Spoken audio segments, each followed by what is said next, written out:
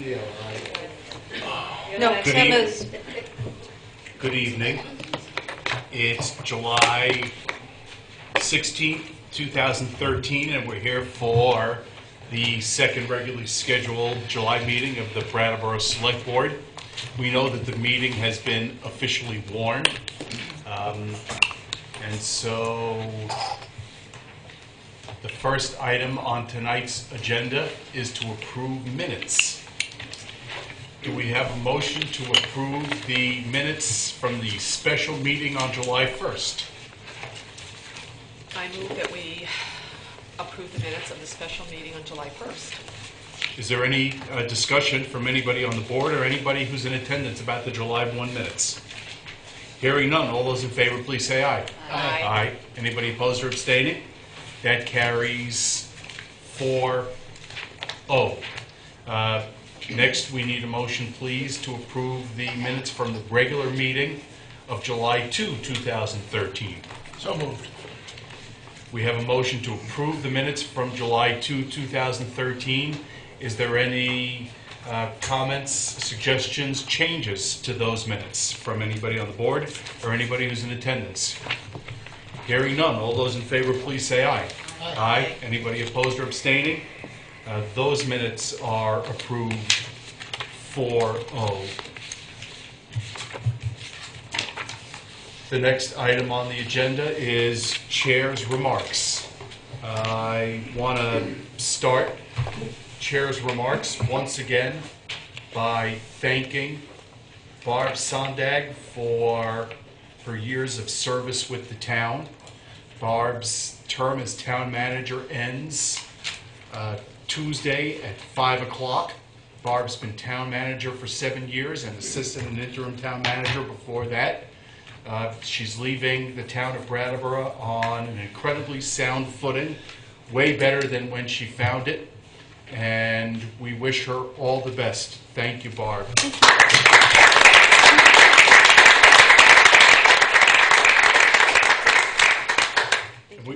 We also want to invite everybody to come on Friday. At what time? 3 to 5.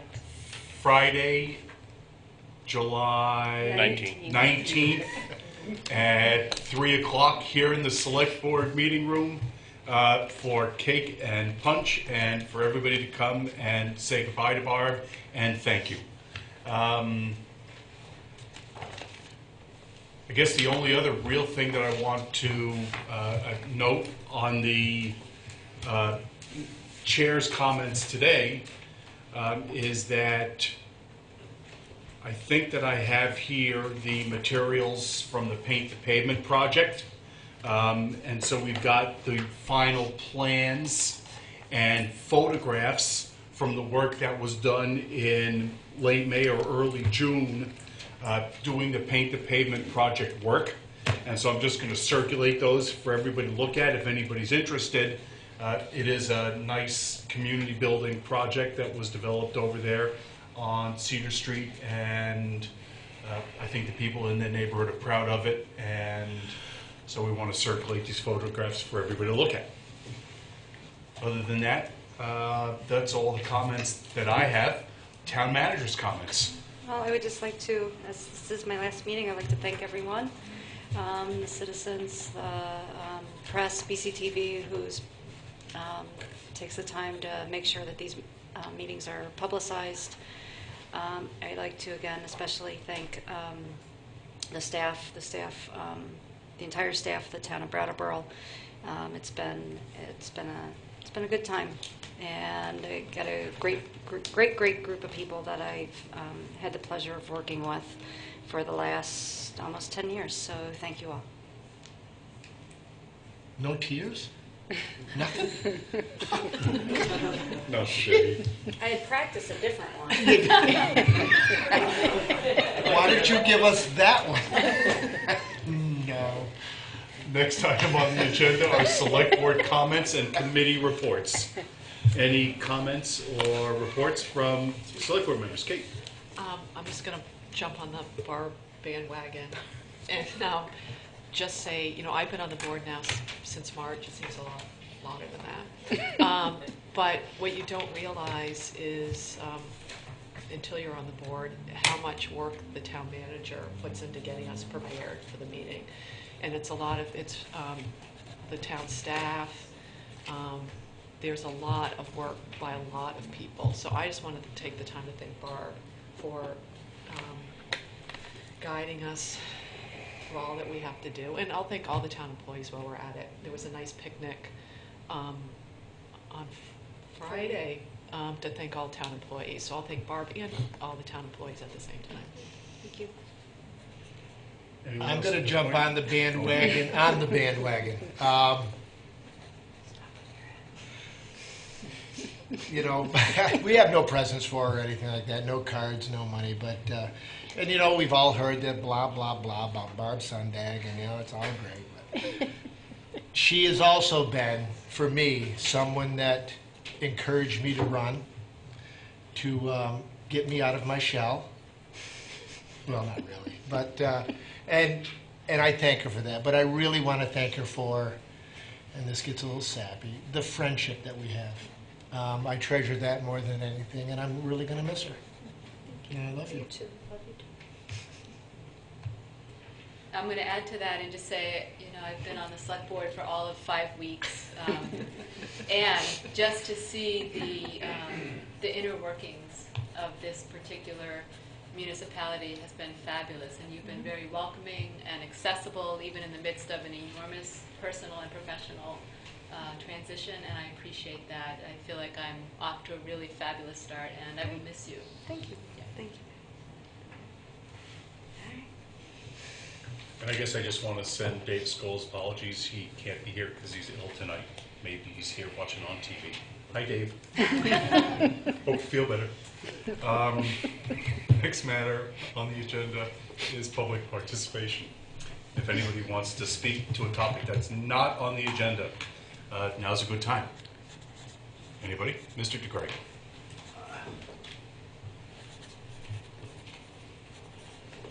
Well, I didn't come to jump on the bandwagon. I represent the old guard.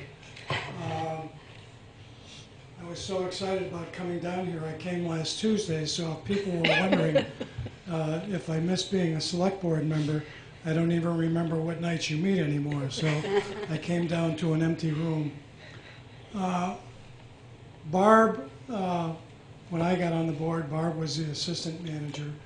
And history be told, we were going through an extremely difficult time in town. And our former town manager stepped down. Barb stepped in as an interim town manager as I was on the board, and we appointed her to that position. We did a search, and at the end of the day, Barb was certainly the best candidate for the job. I certainly fought hard, as other board members did, to get her that job, given what she had done through an extremely difficult period in our town. She handled it with class, with dignity. She dove into a job that she had no experience, but great determination and grit. She immersed herself into the community. She met with any and all that wanted to have any contact with her. There were several issues, black clouds over our town. And Barb got us through that period, along with board members who were very supportive of her. And we want to wish you well. Like John, you know, Barb, no tears. But you owe us nothing. We owe you everything. Thank you from me, from the present board, from all the board members that we served with. You will be missed, but we wish you well. You deserve to move on, and we're going to be okay. Oh, yeah. We're going to be different. We're going to be okay. We have a great board here. I'm supportive of them. It's nice that when I'm done speaking, I can walk out the door. I can go home and watch you on TV, and when it gets boring, I can turn the channel and then flip back, and oh, you're still here, and I go, look at me, I'm home. So I miss it, but I don't miss it. I'm going to miss you, and you're always welcome back here in Brattleboro. Thank you, Dick. Thank you very much.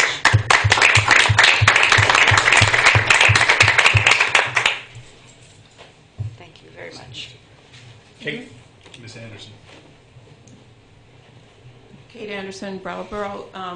On behalf of the Town Arts Committee, we would like to thank you, Barb, for your serving, your service to us, serving us as the Town Arts Committee, as link and liaison to the town, to the department heads for facilitating all that you have, and most importantly, for sharing in a vision of the role the arts play in a healthy community and a healthy economy. And we thank you. Thank you, Kate. Anybody else who wants to speak during public participation? Well, thanks everybody for speaking. Next matter on the agenda tonight is Water and Sewer Commissioners. So we're ready for a motion to convene as Water and Sewer Commissioners. So moved. On the motion to convene as Water and Sewer Commissioners, is there any discussion? Hearing none, all those in favor please say aye. Aye. Aye. Anybody opposed or abstaining? That carries 4-0. Hi, Steve and Hannah. Hi, good evening. Steve Barrett, Director of Public Works. Hannah O'Connell, Highway and Utility Superintendent. Tonight, I'd just like to give you a brief update on the wastewater treatment project, where it stands, and also other elements of that project, which are the pump stations. Today, we met for the 97th time. So, getting pretty excited about closing this project out. There's one person there now from PC Construction who is actually doing all the finishing touches, doing testing to equipment. They're finishing up a lot of the computer systems that give us information and alarms. So the project truly is wrapping up.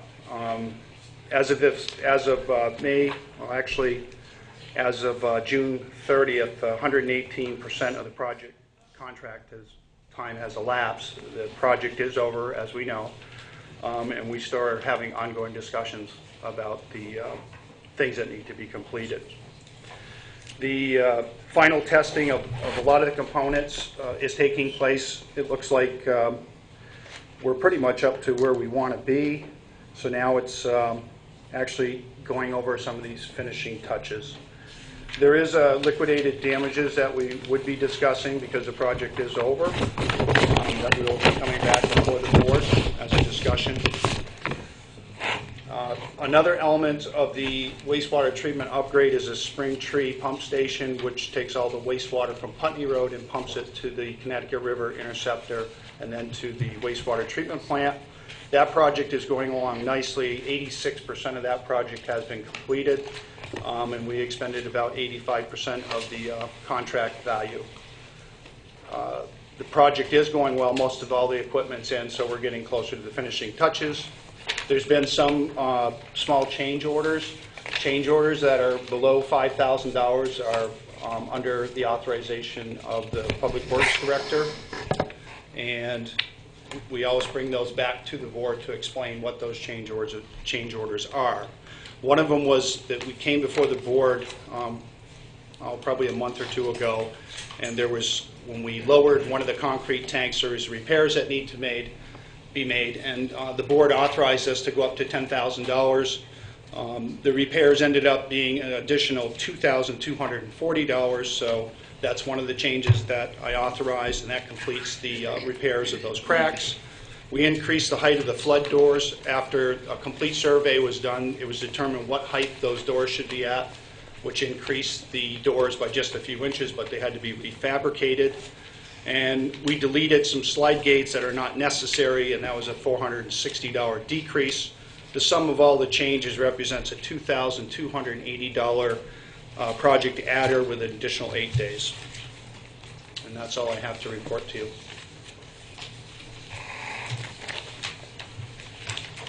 Steve, if you can give us any information about the status of the Black Mountain gravity line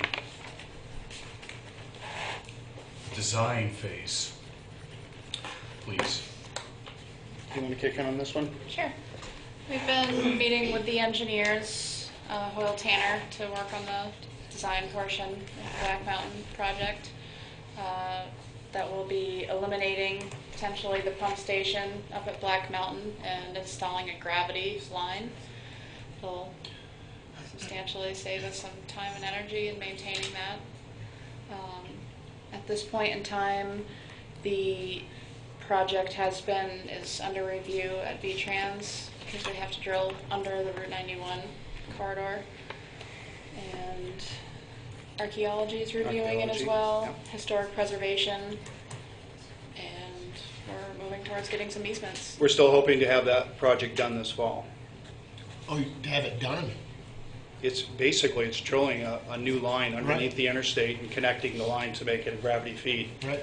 And then discontinuing and removing the old pump station. So we would have to get contract documents because we still don't have cost estimates, specific cost estimates. That's right. What's the time frame, you think, for getting those documents to us? I don't know right now. We don't know. If it's We've gonna been happen- told that it can, well, we're hoping by the end of August that we'd have some good idea of the documents and then the permits. We're still awaiting So- everything from V-Trans, and I know that they're very busy right now, so. Excellent. Thank you. Any other questions from anybody on the board? Does the West River Bridge project have any bearing on, There's no impact on There's no impact either at one all? of these projects.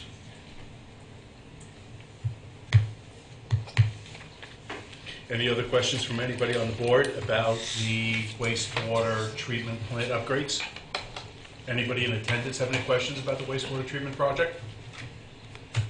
Then we're ready for a motion to authorize the change orders.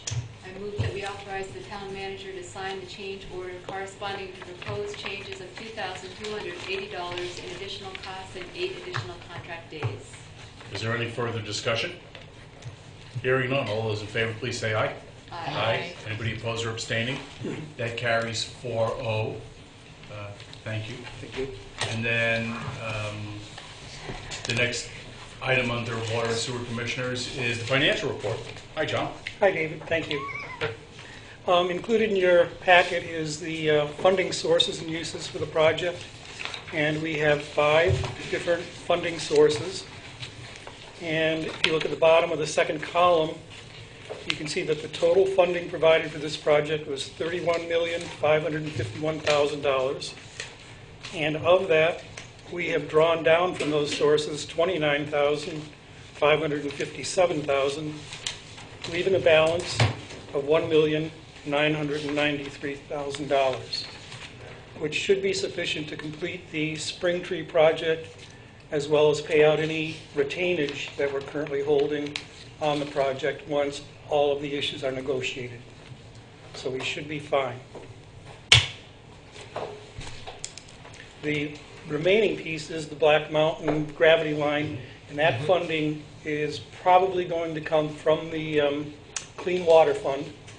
We've applied for that funding, and it has a very good chance of being approved. The timing on when we would receive those funds is a little unclear at this point, so I'll be talking to Hoyle Tanner to get a better understanding of when that might take place. Right now, John, the total funding that's been received is $31,550,000 and change. The total authorization for the project that we got from town meeting was $32 million. I know it's very difficult to answer the question without knowing what the gravity-fed line is going to cost. Do we anticipate that we'll be able to bring the whole thing in below or at the $32 million authority? The gravity line is estimated to be somewhere around $1 million. So it's going to be very close to that figure, if that is in fact what it finally costs. Yep. Any other questions about the financial report relating to the wastewater project? From anybody on the board or anybody who's in attendance? I like how secure you were on that answer. It should. It's close. It is close. Then we are ready for motion to adjourn as Water and Sewer Commissioners. So moved. Any further discussion? Hearing none. All those in favor of adjourning as Water and Sewer Commissioners, please say aye. Aye. Aye. Anybody opposed or abstaining? That carries 4-0. Next matter on the agenda is the Nelson Withington Skating Rink, formation of an ad hoc committee. Is that why Carol's here? No. No. Okay, Barb. Barb, could you please tell us what you're proposing? come on up At the July anyways. 2nd meeting, the board discussed forming a committee that would oversee the long-term repairs of the, what would be considered the major components of the Nelson Withington skating rink. As we all know, the discussions started with the compressors. It then started talking about the compressors and the condensers, and then we brought in the chiller barrel. So we were really at a place where I think you're really looking at your major components there. My proposition would be that the board approve creation of a 5-member ad hoc committee. And the mission would be, I was thinking you could call it the skating rink committee.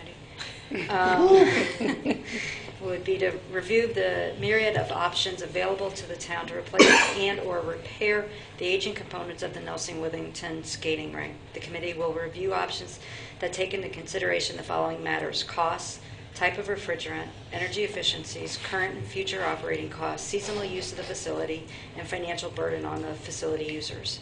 The committee will return to the select board with 2 to 3 proposed final options. And I would further propose that Carol Allott serve as the staff liaison to the committee with technical expertise being provided by Paul Aker.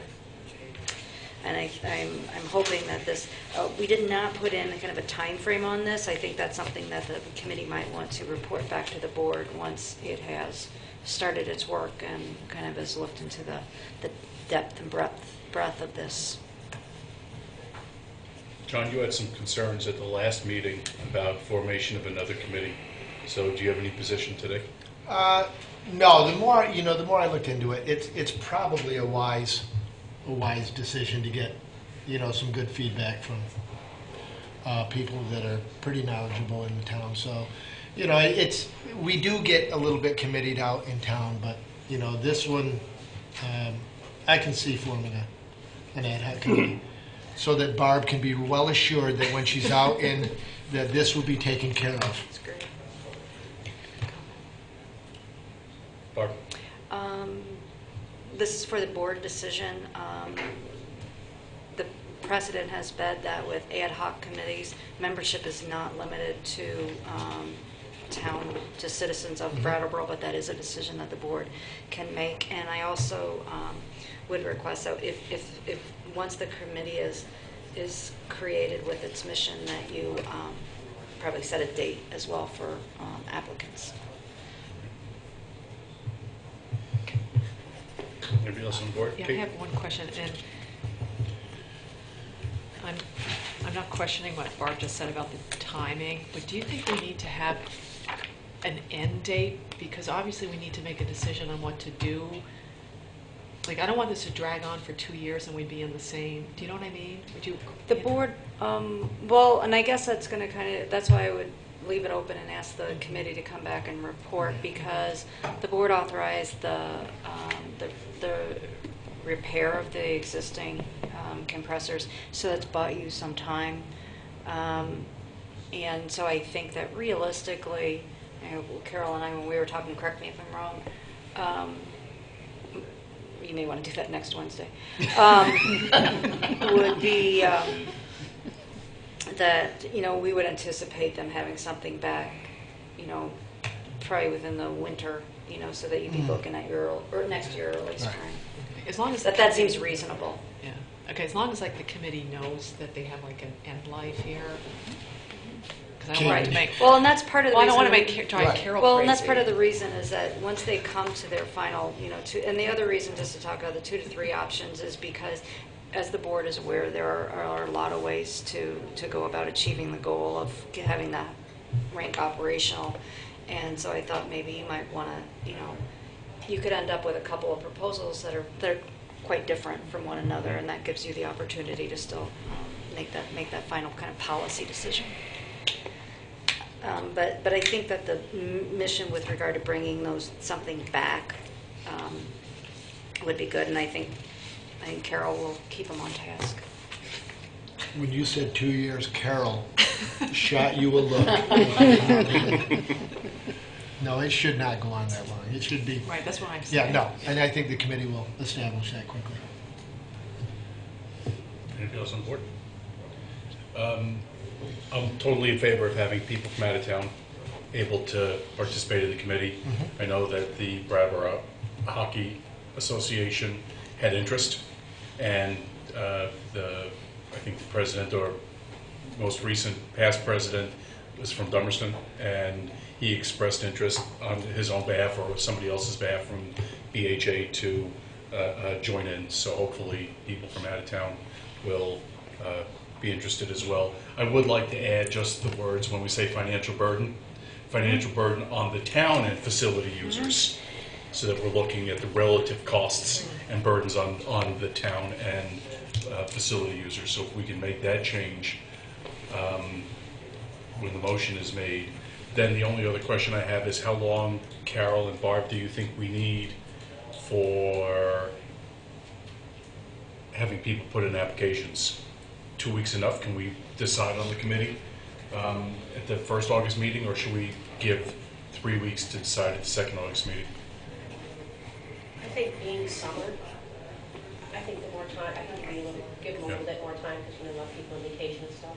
Then maybe we can have applications open, or time to submit applications till August 16th, and then we can constitute the committee on the 20th. All right? Make sense? All right. Is there anybody in attendance who wants to speak to this proposal to form this ad hoc committee? Just one suggestion, if we make it on the 15th, then you'll get the applications in your packets. Very good. All right, thanks. I can make it the 14th too, if that's better. 15th is good? 15th is good, Okay. at 5. All right, so then we're ready for, having heard no other comments, we're ready for a motion to form this committee. Can I just ask one thing Go for it, yeah. before we go? And I don't know if it's appropriate at this point, but what happens to the money that town representatives at this point allocated for this? John, could you say where the money is and what we need to do to track it going forward? This is the money for... For the John took a little nap there. We would be talking about. For the skating rink. This is the $365,000 that we transferred. That's in the capital fund, and we'll track it in the capital fund. So we have made that transfer. All right. Yeah, that was beautiful. Thanks, John. That was. Patrick? David, was it your intention that the board would conduct interviews of potential applicants to the committee ahead of the meeting on the 20th at say 5 o'clock or something like that?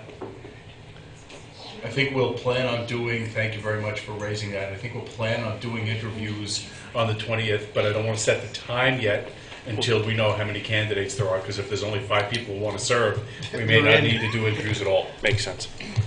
So we'll just have to leave that for agenda setting the week before, and we can contact people. Is there any further discussion on this one? I mean, John, there was a suggestion, John Allen, there was a suggestion that if the money wasn't being used, that we should consider moving it back to the general fund. But right now, let's leave the money in the capital fund and determine how it's going to be used, if we can. So, somebody want to make that motion? It's a long one. I move to create a 5-member ad hoc skating rink Because committee it was a change. whose mission is to review options that take into consideration the following matters: costs, types of refrigerant, energy efficiencies, current and future operating costs, seasonal use of the facility, and financial burdens on the town and facility users. with the committee to return to the select board with 2 or 3 proposed final options. And also to have Carol Allott serve as staff liaison to the committee. And that people interested in serving on this committee, if formed by this vote, submit applications by Thursday, August 15th at 5 p.m. with interviews, if necessary, to follow on August 20th, Tuesday, at the select board meeting. Is there any further discussion on that motion? Hearing none, all those in favor, please say aye. Aye. Aye. Anybody opposed or abstaining? That carries 4-0. Thanks, Barb, that's a good idea. Next matter on the agenda under old business is department reports. Mike and Pete, you were here at the last meeting and talked to us a little bit. You want to come on up? Talk to us a little bit at the last meeting about fire department report and all. And we asked you to come back if we had anything to follow up on.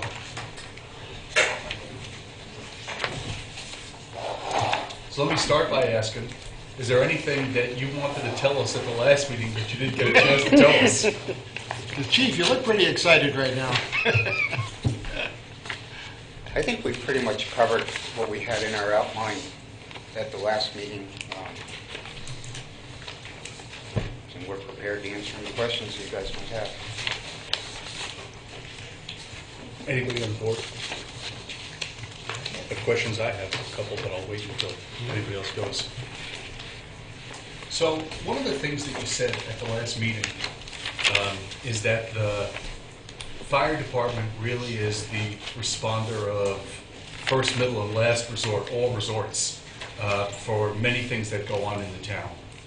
And one of the things that we're trying to do, I think, in getting reports from all the departments is to try to determine if there are efficiencies that can be achieved going forward, because it's going to obviously be a very tight budget year, and whether there are areas in which the services we're providing are the things that we need to provide.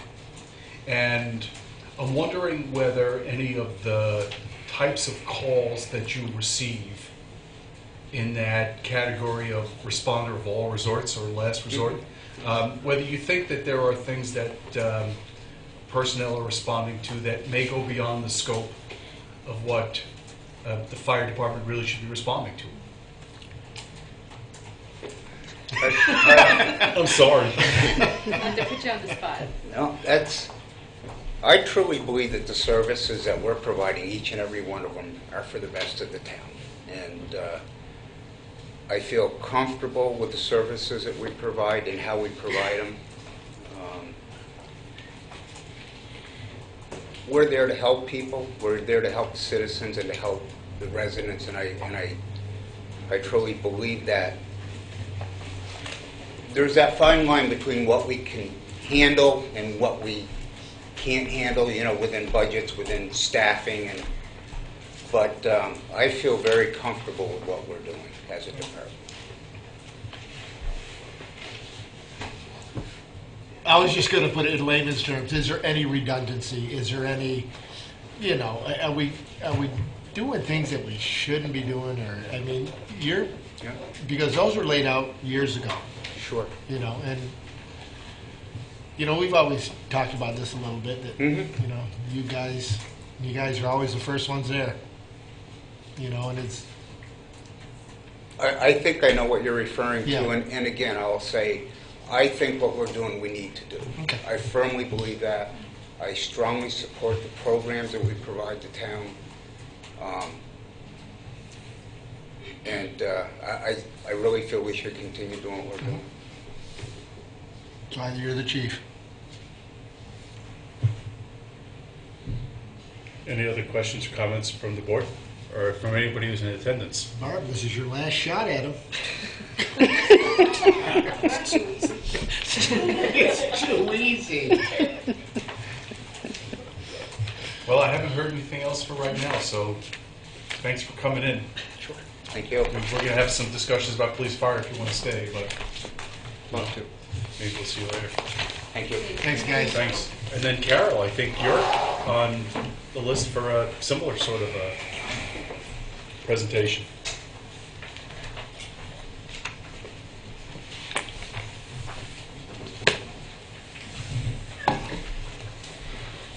Good evening. What I'm going to do is kind of give you an overview of our department, what we do, the services we provide, the facilities we maintain. I'll start out with our staffing. The Recreation Department is composed of 9 full-time employees. That includes a director, assistant director, program coordinator, administrative assistant, building maintenance for the Gibson Aiken Center, a park supervisor, and 3 full-time park maintenance staff. Over the course of the year, we employ 40 seasonal employees between the pool, the skating rink, seasonal park maintenance, summer program staff, day camp staff, and the evening supervisor. We utilize hundreds of volunteers for our youth sports, for our senior center program, and we utilize various volunteers to help us run our special events, 4th of July, Winter Carnival, New Year's Eve, and ski skate sale. In addition to that, we have several contracted service providers. Those are program instructors. They are not, they're individuals that are not employees of the town, that people that come in and have a skill that they can teach. For example, whether it be Pilates or yoga, fitness classes, karate classes, a variety of programs that we offer. Recreation Department is, we have a couple different components. There's the program side and there's the facility side. On the program side, we offer 9 youth sports, over 20 after-school programs, summer programs for youth, over 15 adult programs and leagues, 15 special events, and over 30-plus programs and special events for senior citizens. In addition, we coordinate activities and schedule facilities in 13 different community organizations, and we take reservations for 16 different facilities, rooms that the department manages and maintains. The other side of things is our parks, facilities, cemeteries, and buildings. We maintain over 130 acres of land. Some of those parks include, some of the parks have playgrounds on them, buildings, utilities. We have 12 mini parks, 5 traffic islands, 5 cemeteries, and all the facilities within Living Memorial Park that we maintain, which includes a 300,000-gallon swimming pool and a skating facility. In addition, we're responsible for maintaining the inside and the outside of the Gibson Aiken Center. On the next 2 pages of the presentation, the first page talks about all the facilities that we have. It breaks it down to the 5 cemeteries, what those cemeteries are, what the mini parks are, the facilities that we contract out with various organizations within the town, and then it also lists the facilities at Living Memorial Park. The third page on my presentation, it breaks down the times of the year and the various programs that we have as during the spring. And the number next to that is the number of participants that we have in each of those programs. So it breaks it down summer, spring, fall, winter, and then it also breaks down the special events and then the rentals, all the various areas that we rent out. As far as priorities within the department goes, there's 3 main components as far as I'm, from the set of glasses that I look through. Preserving the town's infrastructure, whether it be our parks and our facilities, maintaining over 130 acres of parkland, cemeteries, and buildings, and offering special events, programs, and facilities for the citizens to enjoy. I was asked, what do we use for measuring sticks? We use a lot of different types of measuring sticks. Usage is one of our biggest ones. Program surveys, verbal feedback that we get, both negative and positive, and that's the way that we are able to know what we're on the right track or what we need to do to get back on the right track. And program participants. As we look at our program rentals, the Brattleboro Common between May 1st and November 1st, last year we had 35 rentals. We have 8 softball tournaments between May 1st and September 1st. Kiwanis Shelter, between May 15th and October 15th, we have 68 rentals. Miscellaneous rentals, when I'm talking about that, it might be Plaza Park, Plenty Park, our various mini parks. We have 18 different rentals in that area. We rent our spaces out to school groups, the Gibson-Aiken Center, as well as the skating rink between September 1st and June 15th. So during the school hours, when our facilities, one would think, are sitting idle, we reach out to the schools. We deal with 15 different schools at the skating rink. Between a lot of schools have a winter sports program. So between the hours of 12:30 and 2:30, we have upwards of 150 kids a day using the skating facility. And we rent the Gibson-Aiken Center out during the school hours to some of the private schools so that don't have gym space, that need to utilize that to bring in some revenue into the town. We have Gibson-Aiken Center rentals between October 15th and April 30th. We have 26 rentals. We book Plenty Park year-round. There's 26 rentals last year. Off-season rentals for the skating rink and the Rotary Theater. Last year we had 27. So when the skating rink is not in operation, those are the types, different types of rentals that we have in there. For example, we have a lot of roller derbies, that we're able to utilize that space in the off-season.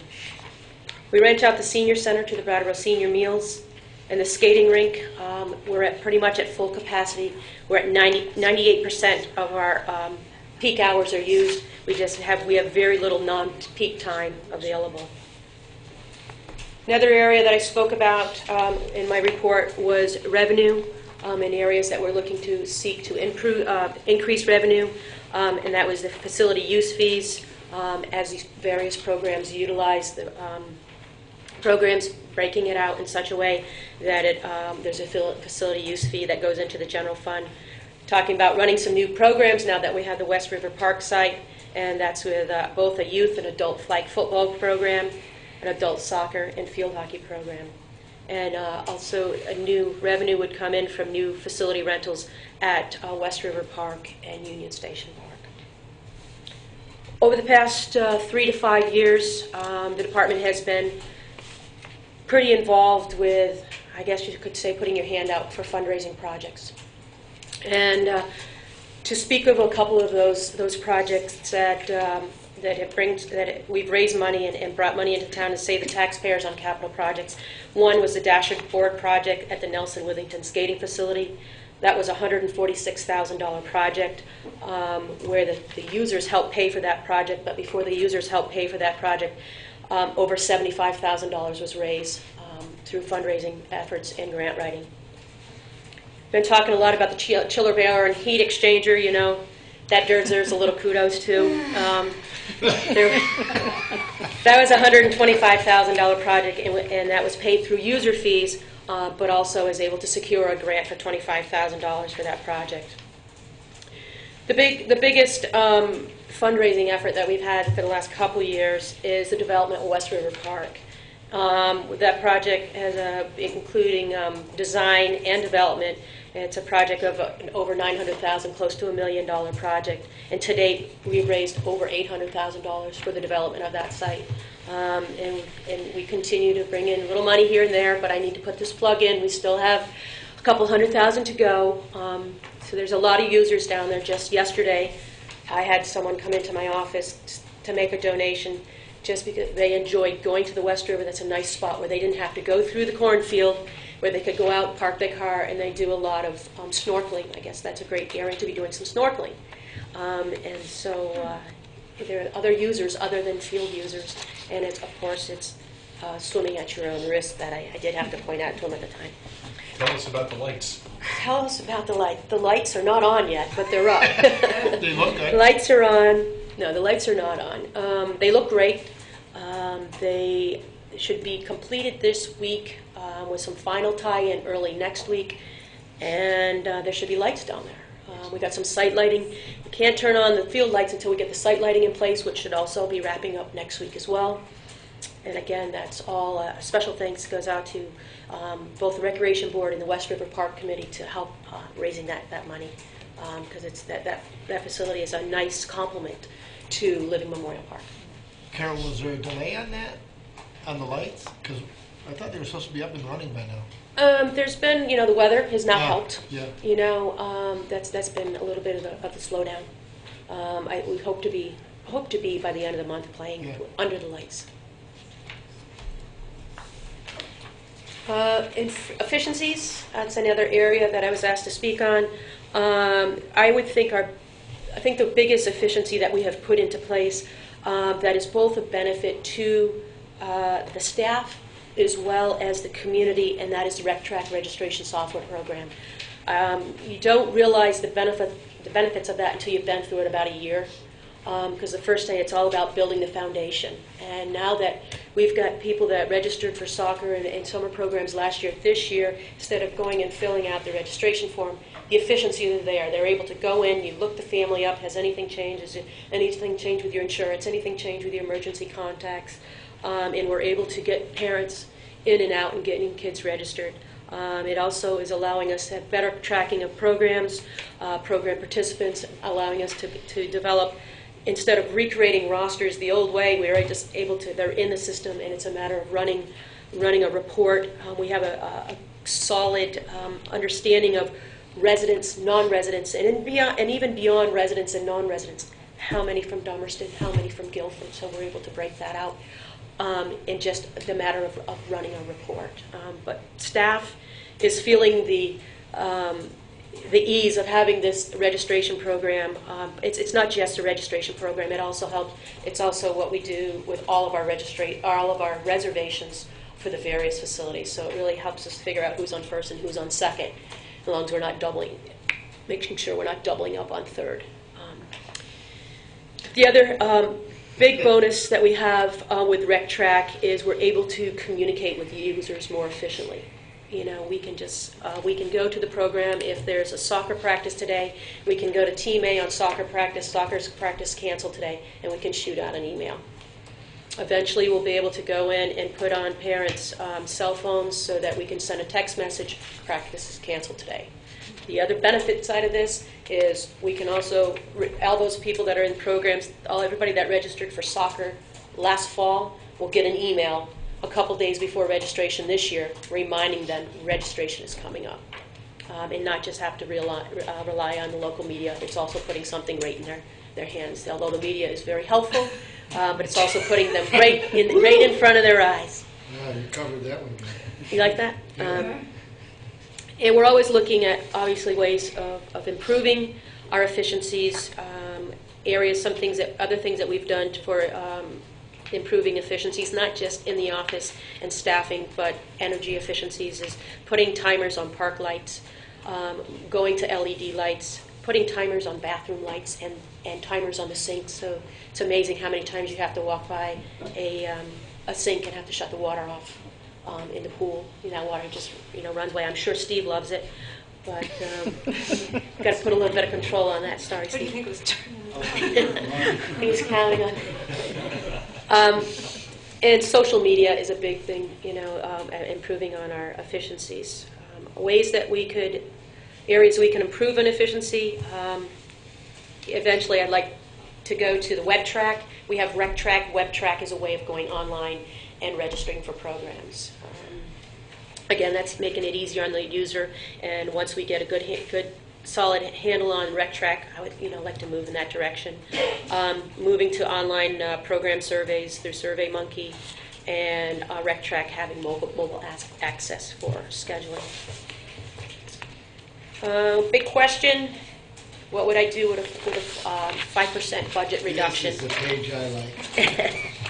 What would I do with a 5% budget reduction, which equates to about $40,000? We would have to seriously cut back our services, reduce the number of hours and weeks that the Gibson-Aiken Center is open for programs, reduce the number of hours and weeks the pool is open, reduce the number of hours and weeks the rink is open, as for swimming lessons and summer programs. The flip side to that, there would be a revenue impact on that as well.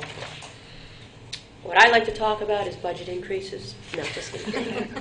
What I could do with $40,000. I think one of the biggest areas, and it's something that in the capital plan that has been cut out a couple years, is the windows at the Gibson Aiken Center really need to be replaced.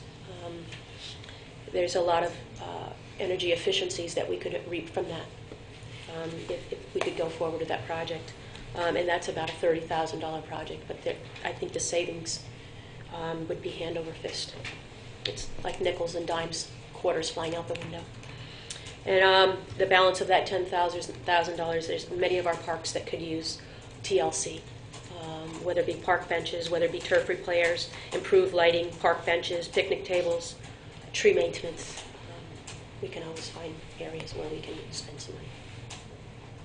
Hopefully that gave you a nutshell of what we do and how we do it. Go ahead, Kate. With the White River Park, West River Park, did that put any burden, like increased burden on your staff? Like, how did that affect staffing? What we had in not this budget year, the previous budget year, we added one seasonal employee. Things are tight in May, and we were able to sort of keep up with things in May. But once June hits and we have the high school and college kids, that we're able. So it was one seasonal employee that was added.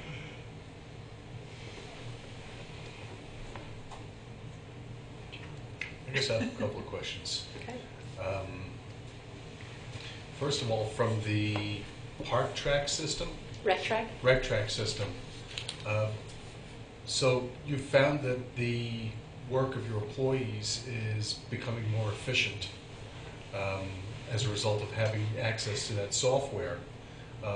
Is there a point where you think that there's the potential for a savings in hours from using the software? No, I mean, it saves us in time and having to retype, rosters out. Not a type of reduction where you could see, you could reduce a few hours a week. No, it's not that type of reduction. And then, can you explain the difference between the cost structure for the programs for residents and non-residents, and whether that software will assist you in evaluating whether we've got the right differential for resident and non-resident fee structure? So we bring in about $20,000 a year in non-resident fees. So we have a pretty solid structure in place.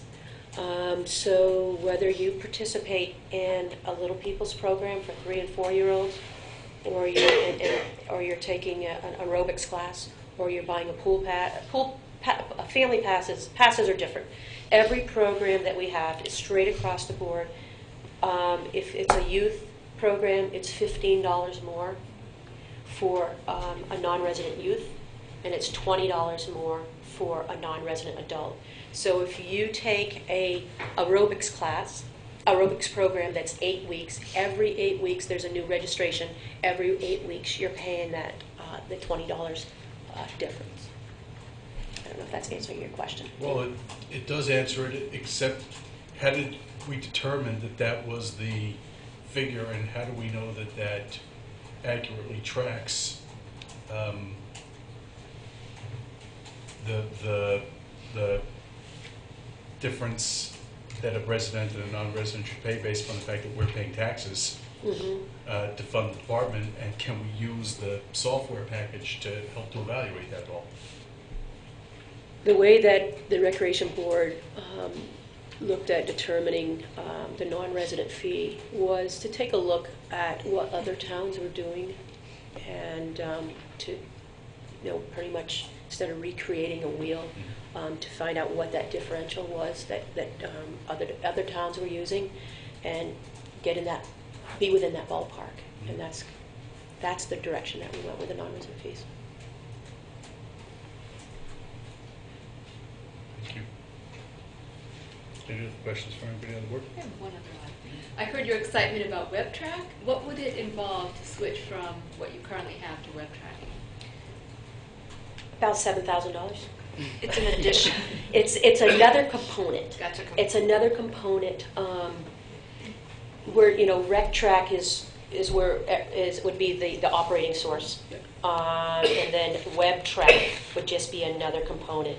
And yeah, so I mean, at that time, there's a few kinks that some of my colleagues are still working out. You know, a lot of people take the rec track and then 2 years are into web track, because it takes about that amount of time to get, I think, a solid foundation going. So I would think down the road that'll be some type of request that would be coming before the board to move in that direction.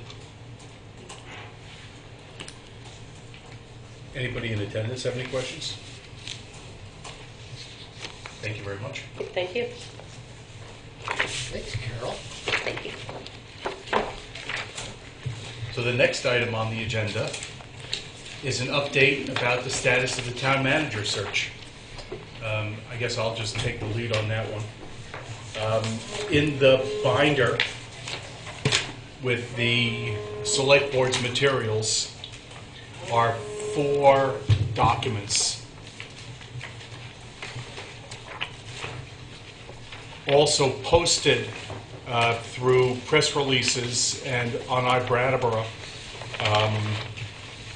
were the new job description for the Brattleboro town manager and the job listing for the Brattleboro town manager position.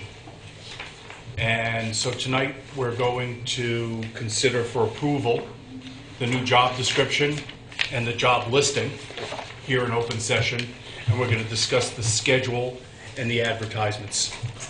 So I don't know if anybody who's on the board or in attendance wants to speak to the job description and job listing. I can say that I did I think the bulk of the work putting those 2 documents together. So what I can say is that we reviewed the statutory requirements for the town manager position in Chapter 37 of Title 24.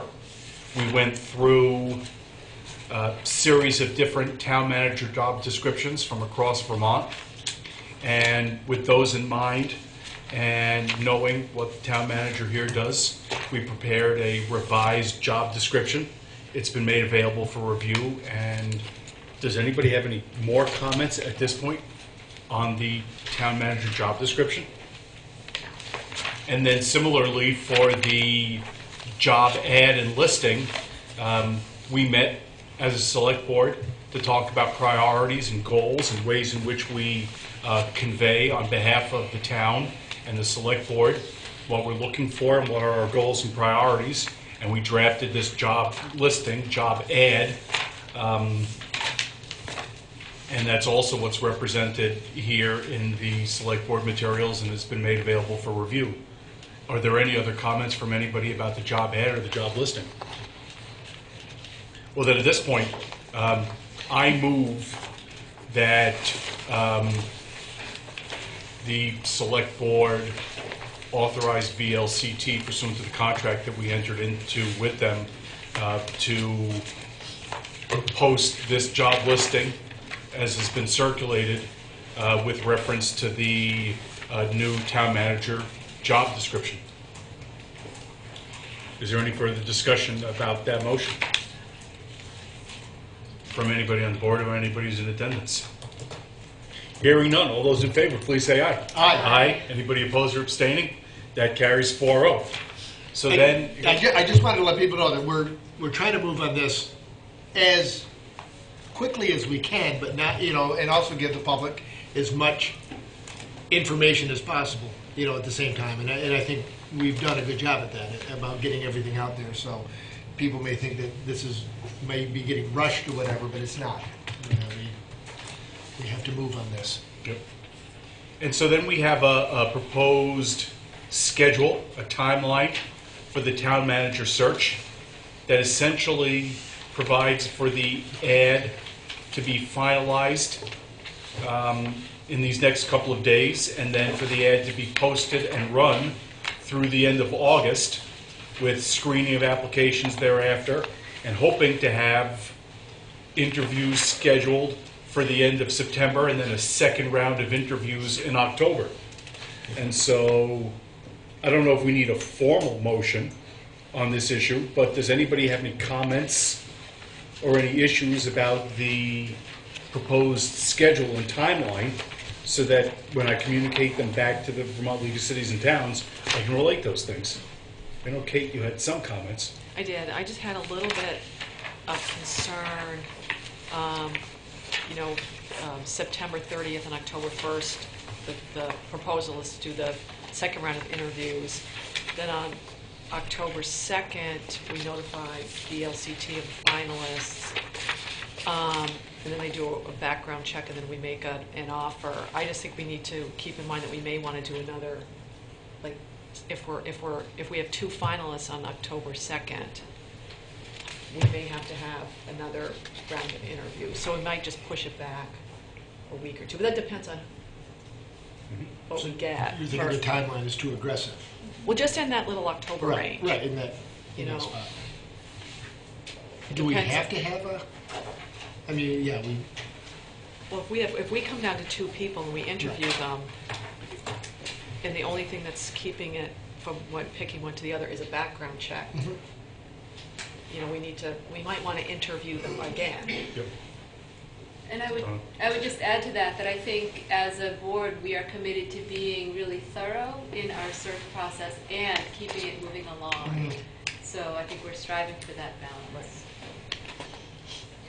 I think for right now, what we'll acknowledge is that we're going to move, like John said, with all due haste, but exercising due diligence at the same time. And when we're into September and October, as we're interviewing people, if we need more time, that's what we'll take. So this is a proposed schedule, and I'll just relate that feedback to the Vermont League of Cities and Towns. We also have a proposal for the posting of the job listing and circulating it. And I do know that there was a suggestion to add the Rutland Herald as a newspaper of general circulation in central Vermont. I don't know if there's any other suggestions from anybody about other places where we should be doing the job listing. Anybody on the board or anybody I in just attendance? assumed that they were going to hit every major, news outlet that they could. So I was just under that assumption. I didn't know if we had to specify which ones, but. Well, I don't see any other, dailies Right. listed here besides the Reformer and then adding the Herald. And I guess I can communicate to see whether they think that other dailies should be listed. Yeah. It's expensive. Probably is expensive and probably not particularly good return.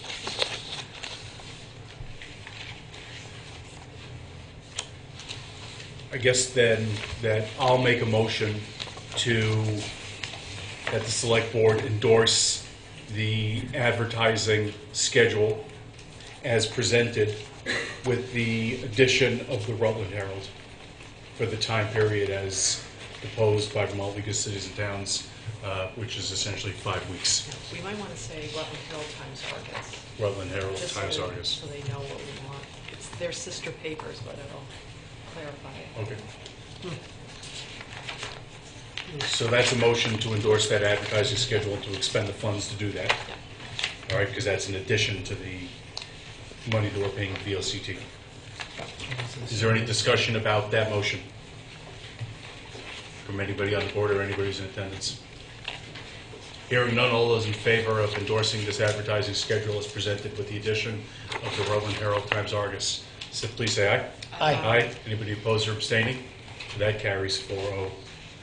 Does anybody have any other questions about the town manager search process? We hope to have candidates and to begin interviewing hopefully sometime in September. Barb?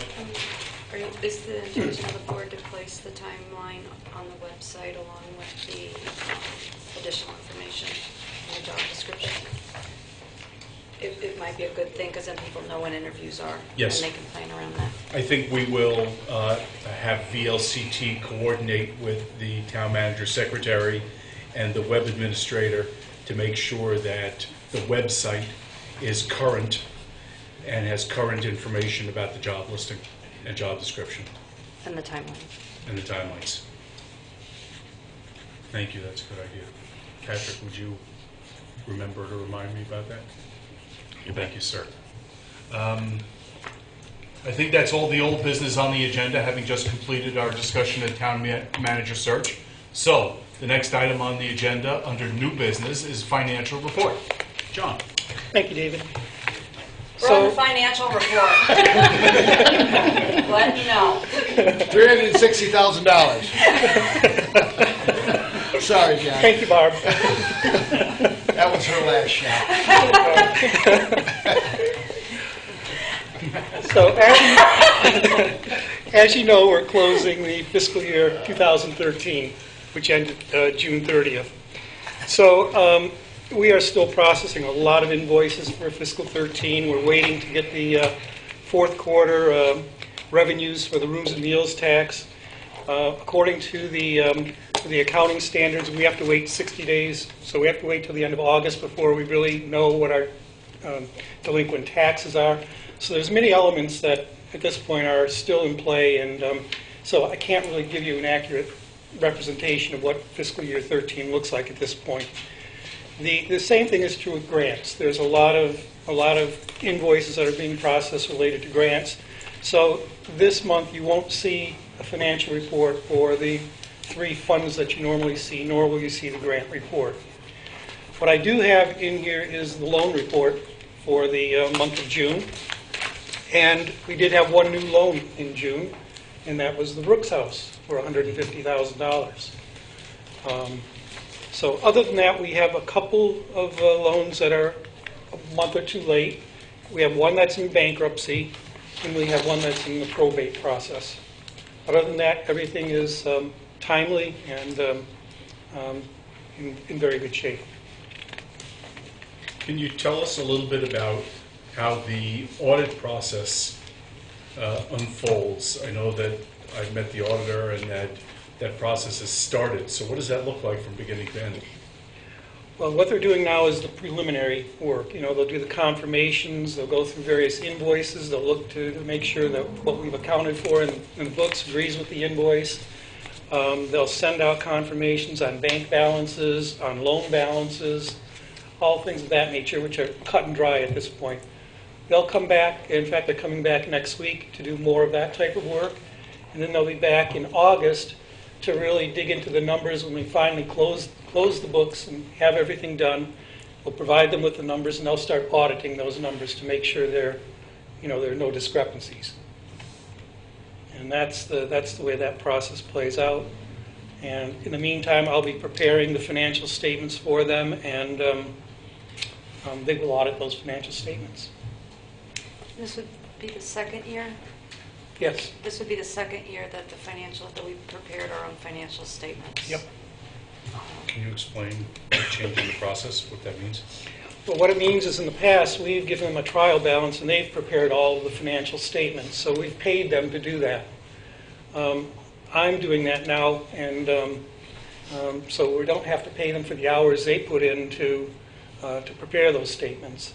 Now they're doing their job, which is to audit what we produce, rather than producing something which they then audit themselves. That's pretty interesting. Well, it had in the past. It has taken us several years to get to the point where the information is solid, where your number of adjustments or et cetera are so low that you're really able to do the financial statement. And that's why I bring it up, because it really is another key measure of our success in managing our funds. So we anticipate we should be able to do that from last year forward, preparing our own Yes. That's our intent. statements. Yep. Yes. Excellent.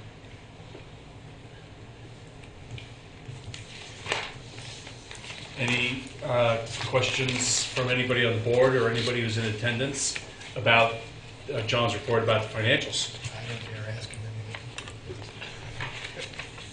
All right, next matter on the agenda is the Community Development Block Grant. Michelle Morris. Hi, Michelle. I'm Michelle Morris. I'm the homeownership director at Wyndham and Windsor Housing Trust. And Kim, the grants manager, had asked me for material, which I provided her with. And I had some stuff that was too thick a file, so Thank you. to actually send as an attachment. I'll spare you, Barb. You're probably in recycling mode right now. So I'm shredding stuff. She's cleaning out. Anybody else? Thank you. So Michelle, we had a brief presentation probably 10 weeks ago now, right, Joe? About the possibility Right. that we would become the, what is it called, the sponsor for this grant program. And it sounded like a good idea, and I think we voted in favor, but now this is more specific. So maybe Right. you could give a good overview about what's going to be happening. Well, the good news is you're more than the sponsor. You're actually the applicant community. Applicant. And we're the nonprofit, so you're the actual applicant. So the program has been going on since 2005, and it's an evolving program. And the town of Rockingham. So previously, it's been a collaborative. So there were a consortium, a bunch of communities, and so the town of Rockingham was the lead community. Vermont Community Development Program has moved away from that, and they're just looking for one applicant community, and it's been a lot for Rockingham because they're a smaller community. So we figured it was Brattleboro's turn if you're willing to take a shot. And everybody got this and already read through it. So I'll talk a little bit about our staffing. So we have a housing rehab specialist both in Wyndham County and Windsor County. We provide revolving loan funds to low and moderate income homeowners, so under 80% of median income, for single-family homes throughout Wyndham and Windsor County. And our rehab specialists go in, do assessments, and provide a variety of services. They're especially needed because they tend to be relatively small jobs. Often the applicants are elderly or disabled, and so the services are really helpful in them, even attracting contractors and managing, how do you do a contract and that sort of thing. This year, beginning in March, we also were the recipients of a contract with Vermont Housing and Conservation Board for grants. So it's the Healthy Homes Vermont grant program. It just rolled out in Vermont, and it's a partner program to this. So it helps us leverage extra money. And often, not always, but often in our new program, what we're discovering is people that wouldn't have qualified for the loan fund, so they would have been ineligible, maybe because their property had no real equity or the condition of the property was beyond the scope of our program. The Healthy Homes Vermont is a different kind of program that's really meant to address sort of the most critical home repair needs. And we don't, in the revolving loan fund program, we're bringing the home up to housing quality standards, which are national standards. In Healthy Homes, we don't do that. It's really geared towards asthma, and particularly targeted to elderly and other vulnerable populations, people with asthma or children. So now we're able to leverage other funds, and we have the same staff. We have 2 administrative staff who process the loans, and we also increasingly are using counseling staff. So what we found as the program has evolved is we run across applicants who either are ineligible because maybe they're behind on the municipal taxes, or their credit is really damaged, or they have some kind of a high-cost mortgage still. So we run a full-service homeownership center, as those materials show, and so we do pre-purchase counseling, but then we're offering post-purchase counseling, foreclosure prevention counseling, and just overall financial credit debt management for homeowners. So I see here that the grant is for $1.2 million, and is that over 1 or 2 years? It'll get us to almost 2 years, we think, just about 2 years from the time that we sign the grant. And I take it that the bulk of the funds besides for program staff, is to lend people money to do improvements on their homes, like you've been describing. That's right, that's right. It is a labor-intensive program, and as I've looked at it, it's about 50-50. A little more money goes to loans, but almost as much goes to staff. About how many loans will be covered by the $1.2 million, and about how many people will wind up being helped through the counseling and the total $1.2 million? Right. I would say the amount of loans would be approximately 60 loans, but during that time period, we also anticipate possibly doing up to 30 grants at the same time. So that's a new program. In terms of the number of councils attributed to that, I would say about 200. Yeah. And are these loans that for whom repayment is deferred, or are they regular payment schedules? Yeah, it's about 50-50. We have about a little more than half of the loans we have are deferred, so 0%, deferred until sale, transfer of the deed, or refinance. And the others are paying, and they're low-interest loans. And the loan term can be stretched out to 20 years based on, we do an analysis of people's affordability. Some people are able to pay it off aggressively, but that's not very common. And really, we're primarily serving people who aren't going to be able to get conventional counseling. Conventional financing. Yeah. John, maybe you and Michelle can both speak to how the burden of the financial paperwork and the accounting is divided up so that we know what the town winds up having to carry in terms of burden in connection with this loan program, and what risk, if any, we face going forward, and then what does the Windsor Housing Trust take responsibility for? In my experience in the past, the town's responsibility for this program has been pretty minimal. The Windsor Housing Trust maintains all of the records, and they do an excellent job at that. Our job is more or less, we're the pass-through organization, so any of the reports that they file, any of the applications that they file will come through us, and we'll have to endorse those applications as the grantee. The same thing with drawdown of funds. They will prepare all of the paperwork, maintain the paperwork, submit the paperwork into the system, and we will authorize the drawdown, and the money will come to the town, and then we will pass it through to the Housing Trust. So our involvement is relatively small. We do have, some, but in my experience in Rockingham, where we did it for them up there, was not a real burden. So I take it Kim will do a first line review, and then you'll do a second line review to make sure that the papers accurately reflect what they should? Yes. But there's no reimbursement to the town. This is just another, is there some level of reimbursement? There can be. Small. There can be. Yeah. There's reimbursement for, I believe, the portion of the consolidated audit that's attributable to this particular grant. 50%. Yep. Okay. That's good. There is some. That's pretty good. All right. Yep.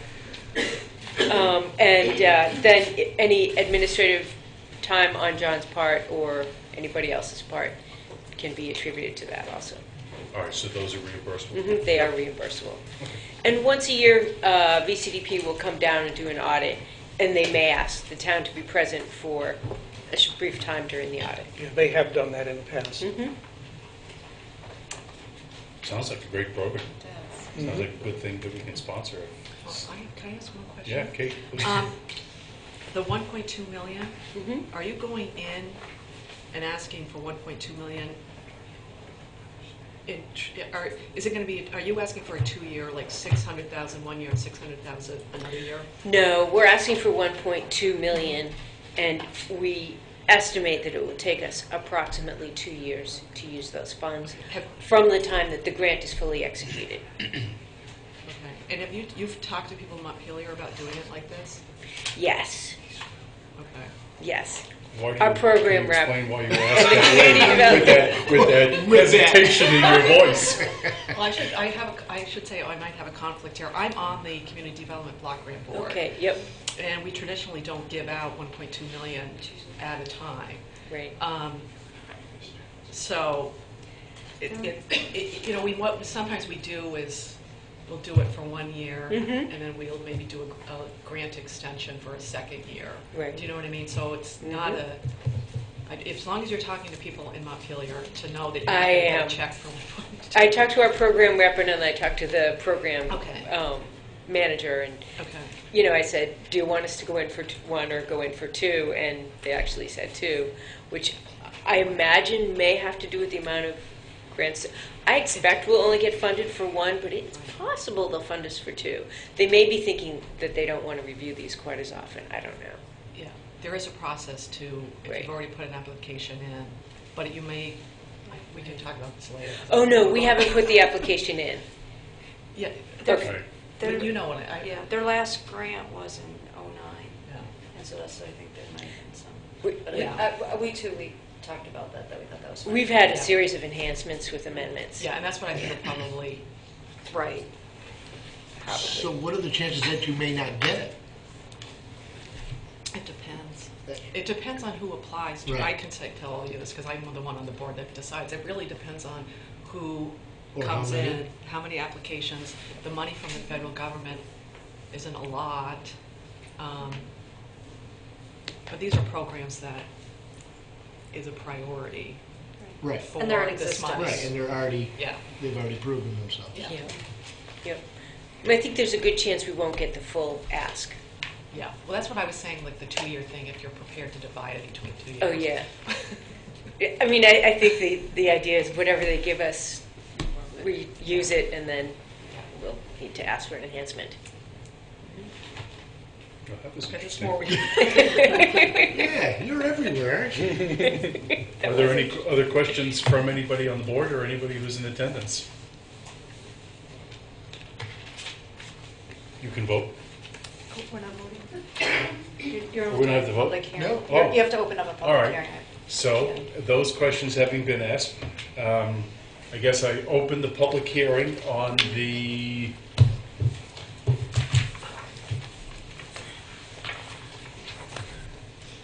Windsor Housing Trust Scattered Site Grant Community Development Block Grant request. Is there any further public comment or inquiry about this request? Should I open the public hearing before the discussion? Nah, you did fine. All right, hearing none. I close the public hearing. I don't bring the gavel anymore, so. It's kind of anticlimactic You to know, it's people. kind of anticlimactic. Is there anything further to be done with respect to this grant program, Bob? Just so people know, this was advertised in the paper as a public hearing. Public hearing was opened and closed. The application actually you can't go in before 5 days. It'll probably take a little bit longer than that, I would assume. Then the application, you will hear this one more time when you do the application, and then it'll come back to you with an accept and appropriate once the money comes in. Thank you. Thanks. Excellent. Thanks for coming. All right, thank you. Next matter on the agenda is zoning ordinance amendment. I see Mr. Francis. Hi, Rod.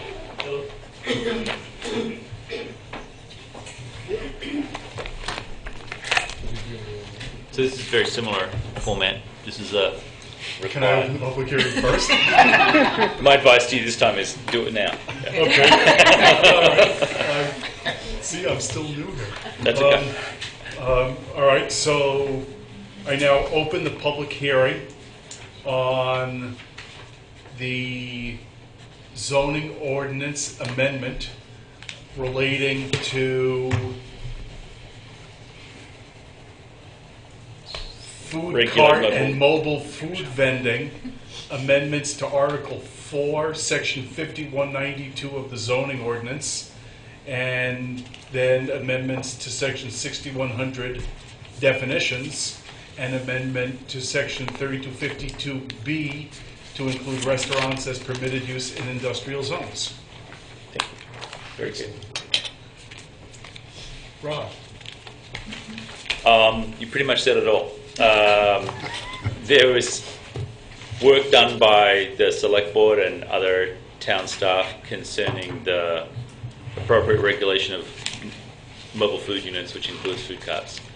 And one of the realizations in that process was that throughout town there are a number of mobile food units that are located on private property, which was beyond the purview of Chapter 11 as it currently stood. So a decision was made to ask the Planning Commission to make an appropriate amendment to the zoning ordinance to cover the use of mobile food units on private property. And what you have before you this evening and what this public hearing is about is the proposed language that the Planning Commission developed. The Planning Commission held a public hearing itself and voted on these amendments and is now in the process of passing it on to you. You're required as the select board to hold just one public hearing on a zoning amendment, and if you find it in agreement, then it will go into effect in August. So in terms of the explanation of the actual material, what we did was we reviewed where mobile food units were located in town, and we determined that the appropriate zoning district for a mobile food unit should include those districts that allow restaurants as a permitted use. The one zoning district that we thought was that should include restaurants as a permitted use was the industrial zoning district, and we also thought that that was an area where mobile food units could be effective. So we also suggested an amendment to that section of the zoning ordinance, which is, as I'm sure you know, 2352. And so we're asking that a minor amendment be made there to include restaurants as a permitted use. The only other matters of interest are that in section 6100, which is the definition section of the zoning ordinance, we needed to add two definitions. The first being food cart, a food beverage service that is pushed by hand or hand push carts that are then situated on a trailer, and mobile food unit, a licensed motorized vehicle, including vans, trucks, or trailers that are pulled by vehicles on public roads that prepare and serve food. So, can you explain what impact this will have on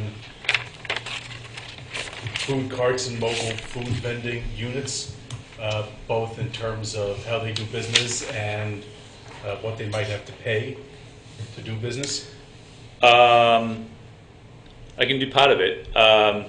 So the language that we prepared suggests that the zoning permits be issued on an annual basis for mobile food units, which is obviously different from fixed structures. It's because they're mobile, and the idea would be to issue them on July 1st, which was a date that was selected simply because we had to come up with a date. We figured that it would allow existing mobile food unit operators time to become accustomed to the new requirements. It would go in force in August. We think that due to the seasonal nature of most of these businesses will be probably shutting down not long after that. And so in the new year, they'll have between probably late April when they want to start up and July 1 to obtain a permit.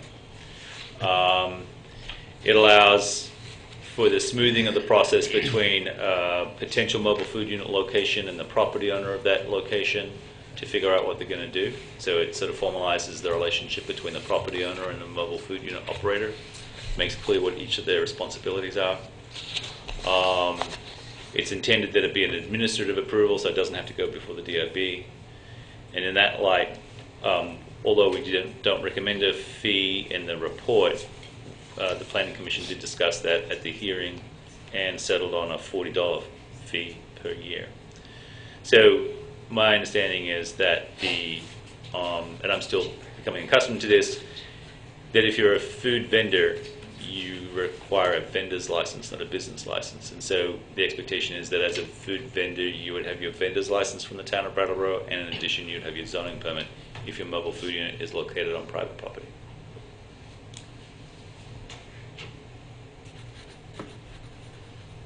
So was there a big outcry for this? I mean, was there? Yeah. No. You know, was there, do we was- have an excessive amount of food carts and vendors in town that? It is a sector that's growing, and Yeah. the use of private property is a feature of most of the growth. So in other words, most of the growth is occurring on private property. Right. And it was more that it became sort of part of a bigger jigsaw puzzle to do with the rewrite of Chapter 11 Right. of the town's ordinance. The Right. town, when we were looking at the town ordinances, the mobile food vendors on private property didn't really fit. Didn't have a fit in anything. And Right. as he said, we were getting, more of those, and it did make sense that we should have those regulated to ensure, otherwise, we need some insurance that, do they have a Right. health permit, Right. those kinds of things. We wanted to make sure that if they were in a mobile unit, that the unit was actually mobile. There are And examples so it in was neighboring practical. towns where mobility over time, measured in decades, fades away. Right. And we wanted to, So it's. The engine it is was removed. yes. In essence, there wasn't a problem to be solved, but there were potential problems. Yeah. Yeah. I understand that there were impacted vendors who attended the planning commission proceedings. There was a vigorous discussion at the Planning Commission. Are we going to have a vigorous discussion tonight? Is there anybody who Not is in unless it's a attendance? who completely new wants- set of vendors. Is there anybody who's in attendance who wants to speak to this matter? Is there anybody else on the board who wants to speak to it? Where's all the vendors? Vending. We satisfied them with Yeah. the discussion. Yeah, there you go. There you go. All There were right. changes. Is there any further discussion? Well, then I close the public hearing on these proposed amendments to the zoning ordinance. And we're now ready for a motion to approve the proposed amendments to the Brattleboro zoning ordinances as presented. We're ready for that motion. Oh, I thought you just made it. To approve the proposed amendments to the Brattleboro zoning ordinance as presented. Is there any further discussion? Hearing none, all those in favor, please say aye. Aye. Aye. Anybody opposed or abstaining? That carries 4-0. Thanks, Rob. Must be the easiest amendment on record, I think. Yeah. Just want you to remember that for the next time. Well, I understand you're going to be rewriting the whole zoning ordinance. Yeah, I so- wanted exactly the same. Right, right. All right. Barb doesn't care. Thank you. Yeah, I noticed that. See you later. Next matter on the agenda is to award the FY14 paving contract. Hi, Stephen. Again, They stayed here. $300,000 was approved in the 2013-14 Highway Capital Road Improvement Program, and Hannah will review the bids that we received for the road improvement work. We received 3 bids by the July 3rd, 2013 deadline. We received a bid from Warner Brothers LLC of Sunderland, Massachusetts for $355,099. Bid from FW Whitcomb of Walpole, New Hampshire in the amount of $275,191.85. And a bid from Lane Construction Corporation of Northfield, Massachusetts for $257,436.20. We recommend going with the Lane Construction bid as their low bid. Can you tell us where they're going to pave? We will be doing various treatments on several roads around town. Old Ferry Road will be receiving, a portion of it will be receiving an overlay, and a portion of it will be receiving a full reclaim. Quails Hill Road will be receiving an overlay. Bullock, Whipple, and Bridge Street, which is down by Whetstone, will be receiving a milling and filling in that with asphalt. And Marlborough Avenue will be receiving a reclaim. And Wellington Drive will be getting an overlay. Well, Sherwood also- Hollow is not on the list, just so the town manager knows. I don't care what it is. What section of Marlboro? It's the area from Fairground Road, okay, up to Clark. It's actually, there was a section that was done on Marlboro. There was a section that was done from Clark to Home Street. So we're going to redo from Home Street to Fairground. That does not make sense to you? Okay, that's fine. What are you asking? I'm just curious. Okay. I'm still on the payroll. The section of that road, part of the road It's terrible. The was road's in terrible condition quite a few years ago, and that section was redone. So there was a section that hasn't been done since probably the 80s. So that's the section that we're doing. It's basically from home to Fairground. We're talking about the cut through from Clark to the high school? Yeah, Yeah. Marlboro Ave. It's in terrible condition. Yeah. What's the street James hasn't done? All right. You wanted something. So, is there any further discussion about the paving contract? From anybody on the board or anybody who's in attendance? Well, then we're ready for motion, please. I move that we award a contract in the amount of $257,436.20 to Lane Construction of Northfield, Massachusetts for the fiscal year 2014 paving projects. Is there any further discussion? Don't they know how to round up? 20 cents. Hearing no further discussion. I know. All those in favor, please say aye. Aye. Aye. Anybody opposed or abstaining? That carries 4-0. Thank you. Next matter on the agenda is project update on Strand Avenue. So I think what we'll do is we'll start by having either Barb or Hannah or Steve, whoever chooses, tell us what's going on Strand Avenue. Do you want me to go? Sure. I couldn't remember what we decided on. We're both here, and there's Yep. also residents here that Yes, there are can several speak, people so- here that are interested in speaking. Strand Avenue has two retaining walls. Well, one of the retaining walls essentially keeps the road. The other is the lower, what we call the lower retaining wall, and then we have the upper retaining wall. This process began in 2006 when it was noticed that the wall was starting to fail. It looked like it was beginning to fail. In 2007, there were discussions about the wall and actually the road, really more the road as opposed to the wall, at traffic safety. Traffic safety at that point, we did a couple different meetings. There were some discussions about at this point we didn't have any engineering done.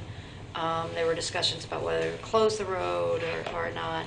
And it was determined then in January of 07, I believe, or 08. January of 08 was actually, the road was closed during the winter.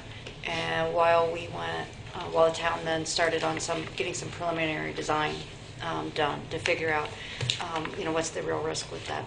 In 2009, the matter was taken up. We had a preliminary design number of about $180,000. That was taken to representative town meeting, and that was voted on to move forward with that project. And it was actually, as it says in the article question in 2009, and this is true today, the work being done on the retaining walls needs to be done no matter if the road is closed to vehicular traffic or it's one way or not. And that's because one is the town still needs vehicle access to that road. We have water mains that run under it. We would still need to be able to get there with our vehicles, and the fact that you have homes at the bottom of it, so you can't have it falling in and falling down. You have homes on the top of the retaining wall, the upper retaining wall, and then the homes at the bottom of the lower retaining wall. So with that, then there was some final design was done. More funding the project was delayed as we sought more funding, and it went out to bid this in spring. BUR got the construction, SBE was doing the engineering. The projects then proceeded. About 3 weeks ago, there was some issues with Gary King noticed, and then SBE went out, and the lower retaining wall, they had started to rebuild it. the depth of the concrete blocks that were being used, they were 13 inches, and SVE had concerns, they thought they should be 20 inches. We had a meeting today with BUR, and work was stopped on the project at that point until we could figure out the engineers could work on whether or not we could utilize the 13-inch depth blocks or not. It was determined by SVE, the engineer working for the town, that the 13-inch blocks were not needed to be taken out and replaced with the 20-inch blocks. So that notice went out last Thursday. We met this morning with representatives from BUR and from SVE and discussed the situation. They are working at resolving that and getting a plan in order to move forward with the continued construction. And so at this point, we anticipate that the project will continue, and probably because of ordering new blocks, there may be some delays from when it's substantially complete or actually completed. And with that, then the board also received a letter and a letter from residents and a request that came in to have this on the agenda to discuss it. And so with that, then I guess I turn it back over to the chair. Thank you, Barb. I guess the only follow-up question I would ask, Barb, is when was substantial completion initially anticipated in the original contract, and are we able to say at this time what sort of a delay is likely to happen? July 30th, I believe, was the contract actually states a completion by October 30th is what the contract says. They think that they would have been done by, they said today in a meeting they would have been done by July 3rd. They're asking for, or July 30th, I'm sorry. They're asking for, a couple more weeks, but again, they haven't made a formal request for a change on that because they would have to, they're still looking into ordering the 20-inch blocks. Right. And just to clarify as well, none of this change comes at a cost to the town. It would be a request for a change order in time if that's needed. Okay.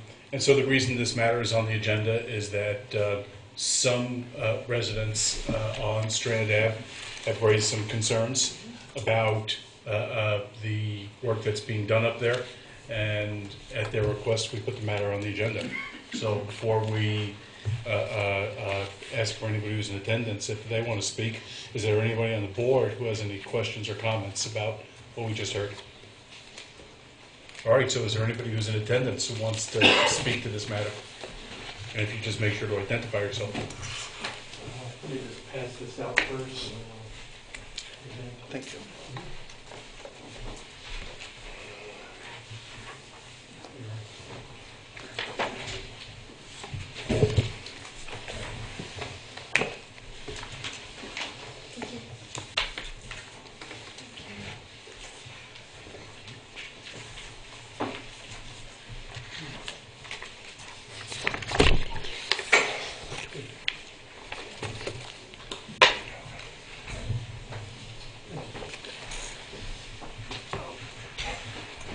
My name is Lawrence Williams. This is my wife, Eva Shelby. We live at 15 Strand Avenue, which as you're coming down the hill is the very first house on your right. And our house is the one that's being most directly impacted by the work that's being done on there. And we've met numerous times with Steve Barrett on this, and so far the preparatory work and everything seems to have been very good. But when we found that when BUR actually came onto the site, initially they were working with Department of Public Works on doing the drainage system, and that seemed to be going well. But then when they were doing the upper hill, doing demolition work on that, we noticed that there was just an obvious lack of oversight about the project, and were really only a couple of workers there each day with excavators. And the work was moving along pretty quickly, but we noticed that, first of all, the blocks that were being used were significantly smaller than what we were told was going to be used.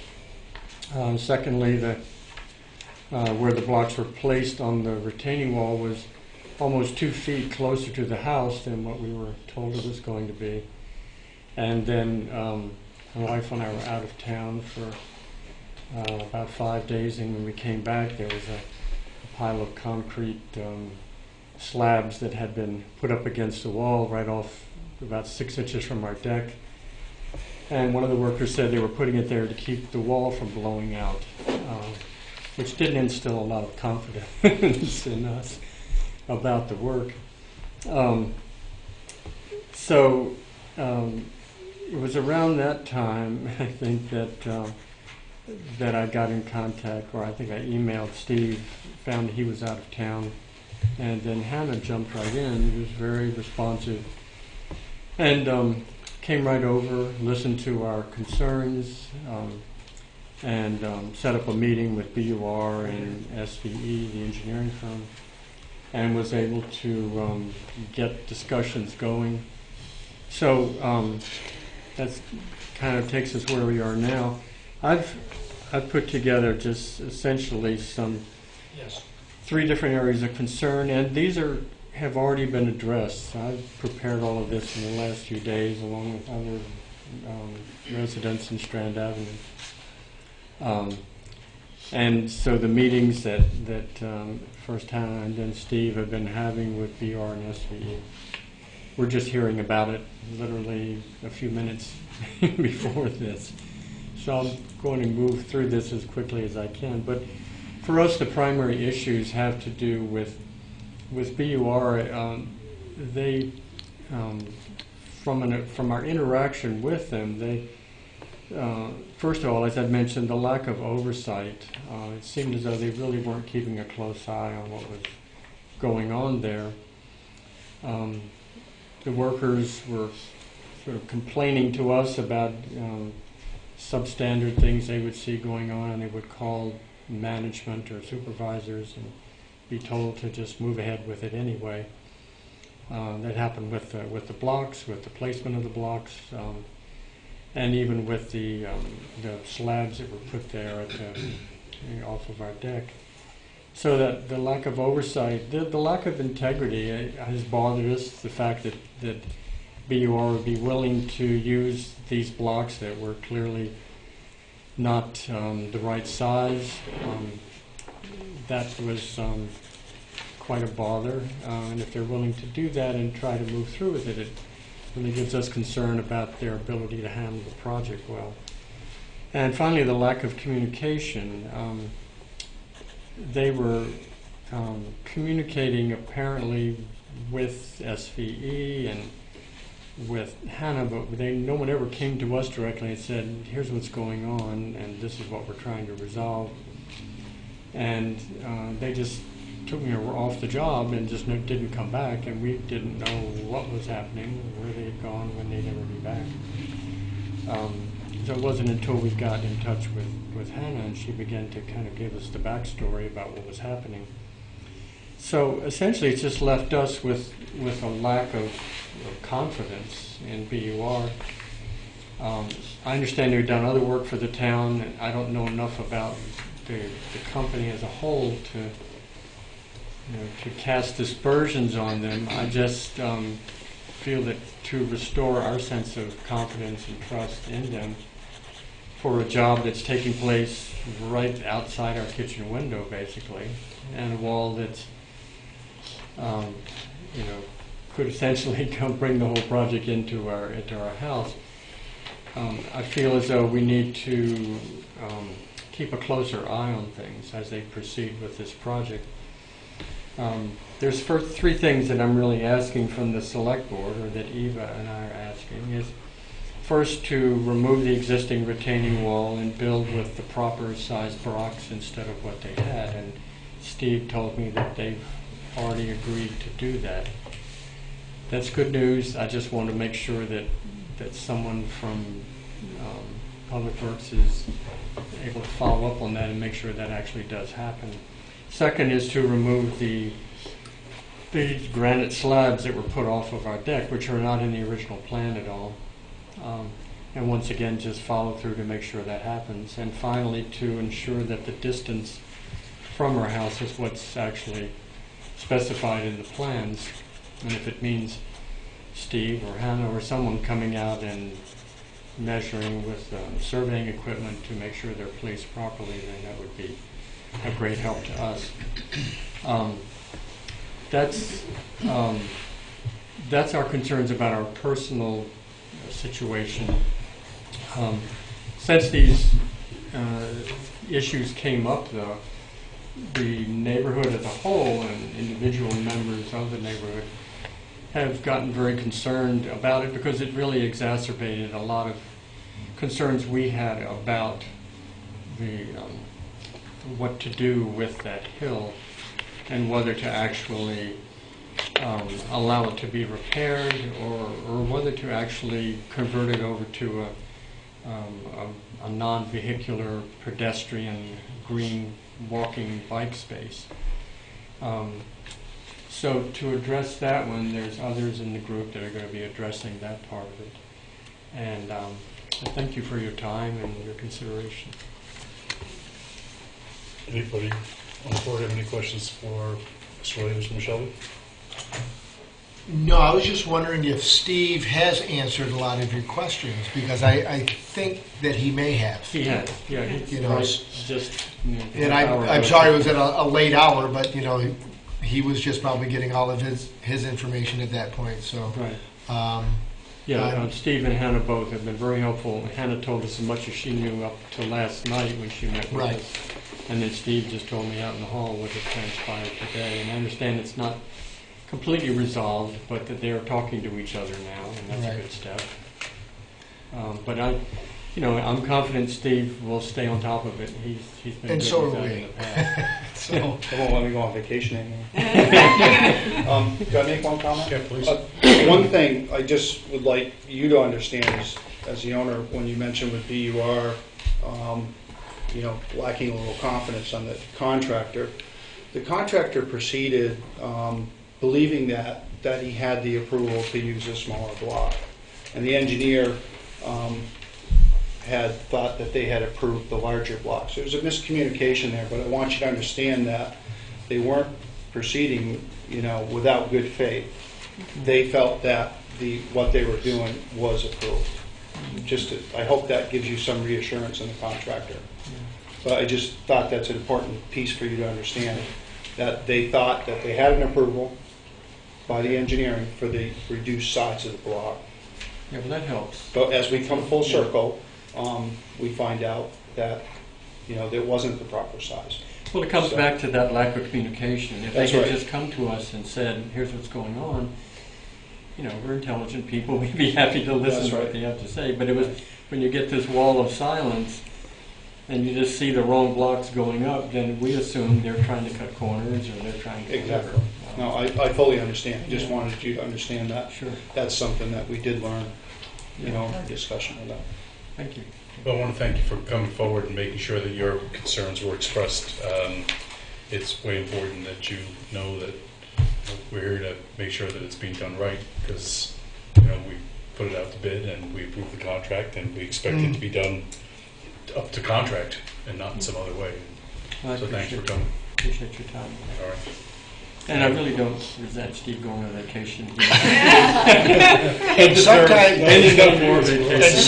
it doesn't help to ask the workers that are on the job site about their company, because you may not get the best answer from them. All right, thank you. Thank you. Thank you. Anybody else who wants to speak to it, Matt? Yeah, you can either come to the mic or to the table. It's really up to you. Okay. Thanks to distribute also. A lot of papers.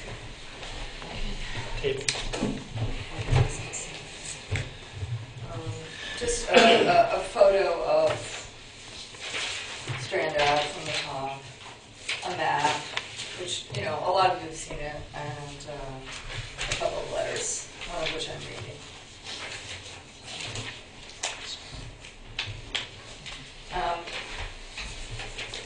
I don't know if I should wait to talk while I'm distributing. Yeah, this go ahead. down. No, that's better. Should I identify myself? Why don't you give the papers out and then Okay. I don't know. stand in one place, so the TV can see you. Okay, Very yeah. important. I know. Okay, so, There's a lot of people out in TV land watching these okay, slides. that's Yeah, Shoals better be. Yeah. I have a copy for these guys. I think we didn't, we made Well, there's copies extra at the copy. I last mean, minute. somebody- Maybe somebody you can could use look one of on these, with somebody yeah. else there. Do you want to grab one? I would like one too, please. Oh, yes. So if you want to So- identify yourselves. Yes. I'm Liza King, I'm Rick Newman. Rick Newman. We live in And the church right at the bottom of the hill. the one that you see that's in direct line of fire from the top of the hill. It's Yeah. very pretty, and it's also, if you crest over the hill, it's right there. So just to give you a little background, I've lived on Strand. It'll be 30 years next April. And first, we lived at 25 Strand, to the right, just below even Lawrence's. And then in 1998, we purchased the church, which is, as you see, it's actually on the left side of the road. There are 5 houses on Strand, and we owned 2 of them until last fall when we sold one. So we owned 40% of Strand Ave when this when this was happening. Let's see. I guess one of the things I just want to bring to light is that during this work stoppage and as this construction began, the residents of Strand started talking among ourselves and realized that, to my understanding, and I can be corrected, every single resident was in favor of closing the road. So I just want to make that for the record that that's the case. We did have a series of meetings with Steve Barrett 6 years ago where the neighborhood, including other streets adjacent to Strand, were invited, but I felt like our voices kind of got drowned out or lost in the shuffle. So I just wanted to put that out, that we have never been in favor of the road being open ever since the topic was brought up. I know I've heard that it's a bit of a long shot to close it, and I just distributed a letter, which I hope all the select board has read, because if you haven't, I'll read it, and you probably don't want to spend another 10 minutes hearing it. So, but I guess our concerns are both for the community at large and for the immediate neighborhood. And as an example of the community at large, well, let me backpack. When we started talking about this more recently, we discovered something we hadn't discovered before, which was that there was an awful lot of support from the community at large. People who walked down the road, just a whole variety of people in the construction business who thought the road should be closed. And we hadn't really realized that. We had felt kind of isolated and felt like our voices were drowned out and we're such a minority, okay, whatever, belly up, we'll close the road. But I just want to put that out, that there were many people we encountered who wanted the road closed. And I wanted to read an example of this because one of the people who walks by regularly, and there are many. There are people, like a lot of authors, Karen Hess, Susan Kingsbury, they supported this. But I asked one of the people who walked, and I would like to read her letter. For the past several years, I've either walked or driven my car halfway to town from my home in West Brattleboro. My chosen route is to walk the remainder of, and I didn't identify the writer, Robin Weston. My chosen route is to walk the remainder of the way from Western Ave down Strand to Williams and on into town via Elliott Street. The innate charm of Sweetville, the lovely vegetable and flower gardens, the obvious pride that neighbors take in their modest yet well-tended homes, as well as the sound of the brook and the birds, accompanied by the peace of scant, if any, traffic, make this particular path in this particular neighborhood a remarkable delight. And as a citizen who is concerned with conserving energy and peaceful environments, I implore the Select Board to reconsider widening the top of Strand. Instead of promoting the route for car traffic, why not encourage foot and bike traffic along this presently pristine, charming, and historic route? Signage along the way as a footpath with accompanying information about Sweetville would make this area yet another reason Brattleboro is a special destination. And I have to say that is why we moved to the neighborhood, and I know it's why a number of other people moved to the neighborhood, was it was tucked away and quiet. And I guess with the, I don't think it's all black and white, road open, road closed, but I guess with this idea of the road being opened, it certainly seems with the road being repaired that traffic could very well increase and go faster on this road. And this is the steepest and most dangerous road in town. And I do feel that our concerns haven't been resolved around how can we slow down traffic. And we have talked to Hannah recently about that, but I still don't feel like we as a neighborhood have, how can we be assured that a plow isn't going to run into the church as it did in 1988? I mean, I was watching when the plow crested over the hill, the town plow. And, I'm not complaining about the town plow. I'm sure they absolutely did their best, but that's the issue. They just don't want to go down Strand Ave. Yeah, they would take lottery about who was going down Strand Ave. The thing is, it's really easy to go out of control on that road. It's an incredibly steep road. It's the steepest road in town. And so there's been a decision to keep it open, but at what cost? And how can there be measures placed to keep traffic from increasing? I remember when we met with Steve, to his credit, we had talked about, can we put signage, not a through road? And he said, yes, you can put a sign, not a through road. And yet somehow it feels like it's being acted as if it is a through road. And I'm wondering, was there a decision with this being repaired that it's now a through road? I'm not even sure of the definition of a through road, but one last thing I guess I'd say is I'm concerned about our property value. The church was run into, as I said, literally a big gaping hole in the side of the church in, I don't know, Marshall might be able to say, 1987 or 88. But, that could happen again. And if that happens twice, who's going to want to buy the building? I mean, really, So I don't know what measures are in place to keep cars from careening down the road and going out of control or going up the road and getting stuck. And I know there's all this already in place. There's a system in place, and things are going forward. But can we stop and look at what's happening to this neighborhood, which is a really special neighborhood? Either close the road or make it such that it's not an easy road to go down, because it's one of the few really cloistered neighborhoods in town that could be a real resource. So I guess, do you want to add anything to that? Well, now that we're looking at green spaces in this community, it seems like this is a perfect opportunity to look at that green resource and honor it, and recognize that people around town want to see this. Want to see bike paths, they want to walk through the woods, and this is a beautiful spot to walk through, and that is going to be taken away from us, from a lot of people in the community. And I'm really hurt by the whole thing. This is why we came to move to Swedesville, and we really like to be there, but we're going to have to move away if this is going to happen. It's really... we're considering it anyway. I mean, we have I don't to know if consider we will, that. but we're seriously looking at it. Yeah, I just wanted to read a letter from a first responder, Lou Tyke, and this letter is in reference to the road construction on Strand Ave. As a homeowner and business owner on the lower end of Crosby Street, I support permanently closing the upper end of Strand Avenue to traffic. It is a steep, dangerous, not heavily used section of road that is easily accessed to its residents from two lower, safer points. I understand that this change would increase traffic down Crosby Street, but I feel that it would help to retain the historic neighborhood value of Swedesville.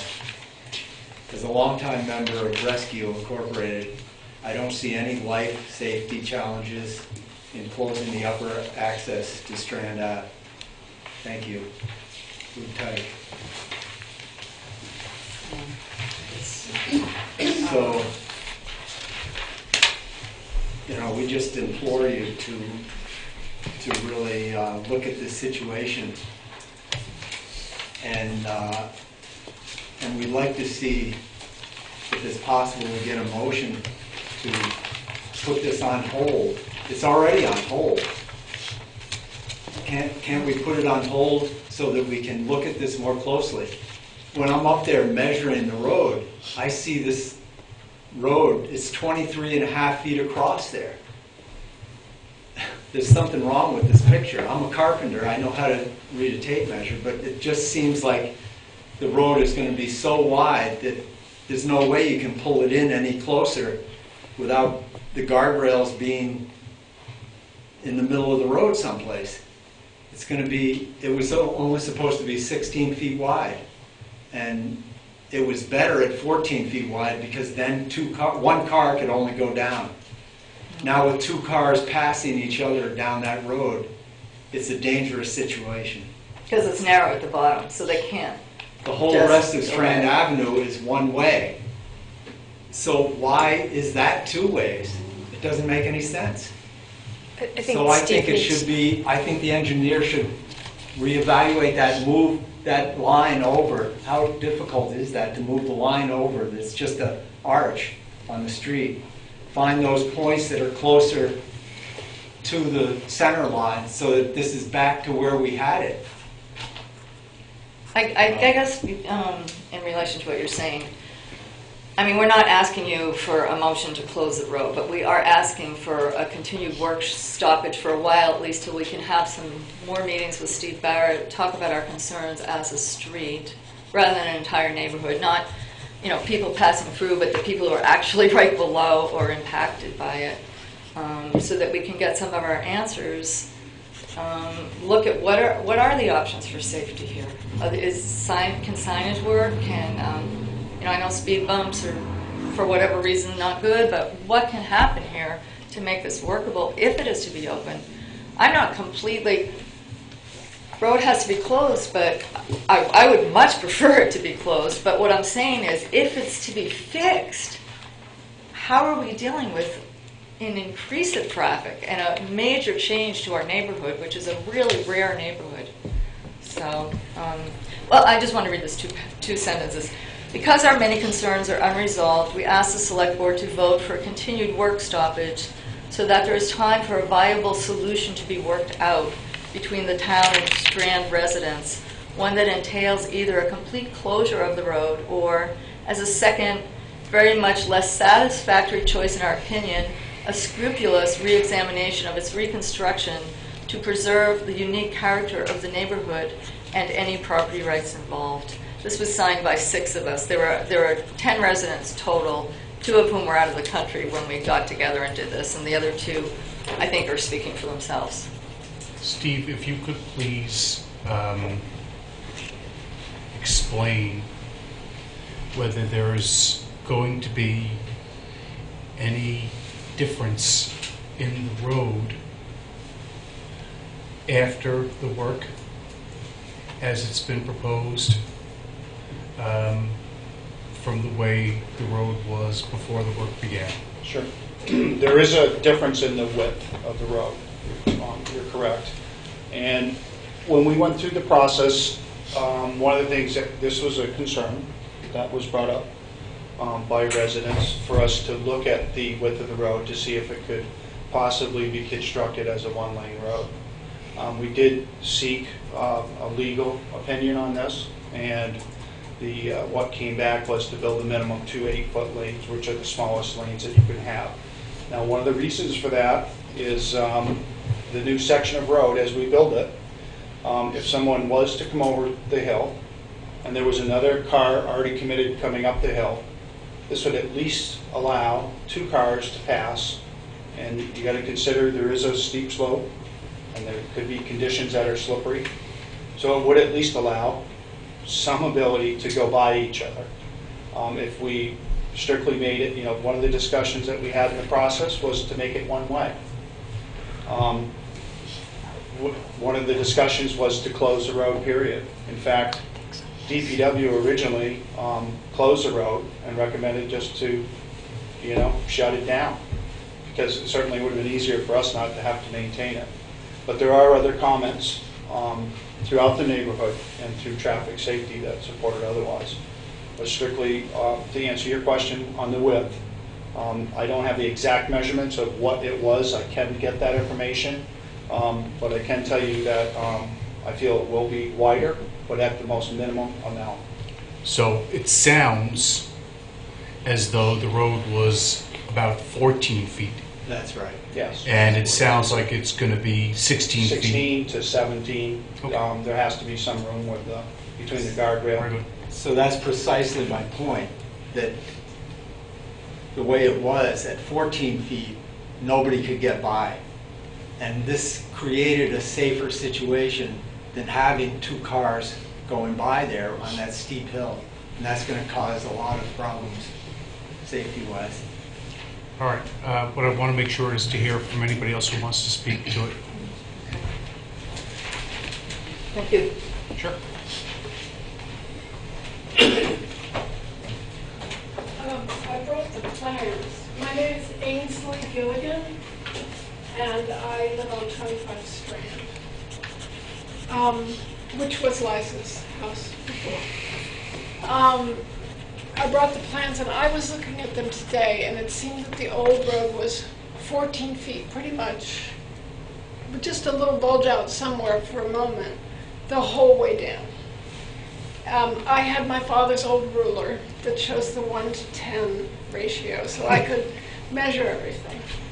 I also measured and found that the new road, as proposed with the lower retaining wall, the way it's stepped down, would change Eva Shelby's view out her kitchen window, so that instead of having 6 feet to the road, she'd have 4 feet. That's what is that? A 33%? I don't know. I don't remember my math, but that's a big change when you've only got 6 feet to begin with. So I'm not much at addressing people, so I had to write something. You're doing fine. And I'll have to read it. And it's my impressions of the road. And my own experience with it. So in the winter of 2009, I came to Vermont from North Carolina to visit a friend in Brattleboro. We walked all around the downtown local sites, but when we made a loop and took in Strand Avenue, that was the prettiest part of town for me. And it's really true. I was knocked out. I never forgot the view down the little road with houses perched on the hill and white church gleaming in the snow. It was a very snowy day. After I moved to Brattleboro in 2010, I used to treat myself every 2 weeks or so by finding that little steep street again. I wasn't quite sure where it was. And driving down it, even though a sign said it wasn't a through street, just because it gave me joy. It really did. Because it got me in touch with something lovely from another time. After 3 years here, I realized Brattleboro loves its Vermont traditions. I've got to realize that. Art in this town honors the beauty of those traditions. Lectures in this town celebrate those traditions' history. But now, amazingly, in this creative and sensitive town, Strand Avenue is on the verge of losing much of its beauty and history because of this road reconstruction. When I co-bought this house on Strand in October with Richard Evers, who's here, when I co-bought it, residents told me the road would be widened and that a poured concrete wall would cover the old stone retaining wall. But I trusted that in this special town, such a project would be carefully and clearly executed. But as it's turned out, in my opinion, the 2 weeks of road work so far up that hill by the wall have been downright chaotic and anything but transparent. That's my opinion. The BUR construction workers were sweet from the get-go. But after repeated rediggings down below for drainage, and with 2 federal projects pending for them, they sped up. They really did. And they began reshaping the way up the hill in extremely tight quarters while speeding up. It began to feel like the Keystone Cops with excavators. Not that there were all that many cops, but that they worked so very fast. Several times I saw the head worker run all the way down the hill to jump in the little grader and race it back up. It was very fast. Several times. Meanwhile, these workers seemed almost left to their own resources. I heard that engineers did visit briefly, but none were there as BUR laid the first blocks at the bottom retaining wall 18 inches closer to 15 Strand than the plans dictated, as Lawrence said. Or when they built that, they kept building it for 30 feet before they stopped. And when they built that wall, as they kept building it out, it kept getting farther out. And Rick said 23.5 feet.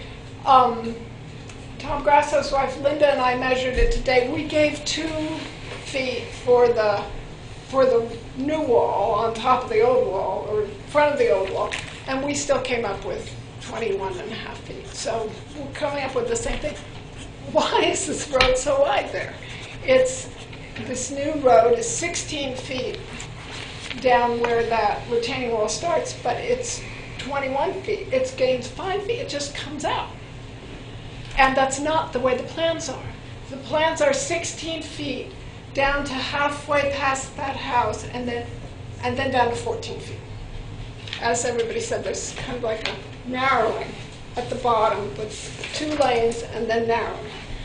So anyway, so much for oversight. The width in the plans was 16 feet. And now, when Strand residents have requested clarification of road widths and block placement and red survey tape, we have been told to simply trust the process. And that's what we've been told. Meanwhile, a protective screen of young trees has been ripped from 15 Strand, and the wrong size blocks, as you know, have been used. It also turns out, we found out, that no signage can occur until, quote, visual changes at the top of the new road determine driver behavior. What visual changes?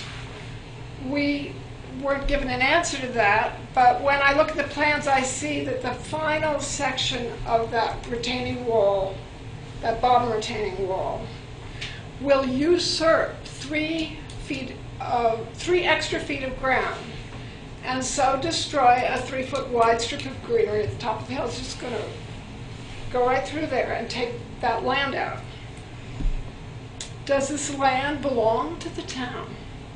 What will happen when drivers coming off Western Avenue reach the hill to find a wide open view and 16-foot wide pavement ahead, enough for 2 lanes? What are they going to do?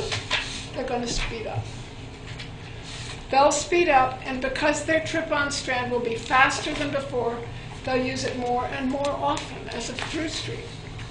But after its fast, wide stretch of 16 feet, the new road has to narrow precipitously, and you can see that on the plans, to 14 feet, so that it can bypass buildings on the street. It goes on for 14th Street for a while. This means that this new supply of drivers will be speeding down Strand, only to suddenly confront the fact that another driver coming up can't be passed, because suddenly they thought they could pass him, but now they can't, because it just narrowed down. There are bound, and I know Steve interpreted this differently, but that's the way I see it, just as a resident. There are bound to be mishaps. Moreover, this new, faster road will funnel this ever-growing number of drivers past our little community down to 3 bad exits to William Street. So we'll have more people going down to exits that have poor sight lines and a history of accidents. We're going to have more people going onto William Street in bad places. I understand that the decision to rebuild Strand was reached after the Traffic Safety Committee decided it was in the best interest of the town to keep Strand open. How can this new road possibly be safe? I believe the best solution is to restore Strand to its historical function as a green space. It wasn't built until, I don't know, 20, 30 years after Crosby. It was a green space back when the Wesselhoff water cure was there. To its historical function as a green space with a walking and biking path. At the very least, I think if Strand is rebuilt, it should be 14 feet all the way through. Its original width required one car's passage at a time at all points. And I just want to say, living there for the past 9 months, what I see is somebody comes down. If somebody's going to go up, they see that car coming down. If they've started up, they back down. It slows the whole thing down. And this way it'll all be going into a bottleneck. So I think if Strand is rebuilt, it should be 14 feet all the way through. Its original width requiring one car's passage at a time at all points. No wide stretch, no loss of greenery, no bottleneck, no encroachment on 15 Strand, no incentive to speed, no extra drivers at the tricky exits on William Street. A more intimate road, more in keeping with a small, scenic, and historic neighborhood. Not a stripped out, unsafe expanse that to me more befits the Price Chopper parking lot style. I believe that the current work stoppage should continue until there's time to think this out. So thank you very much. Thank you.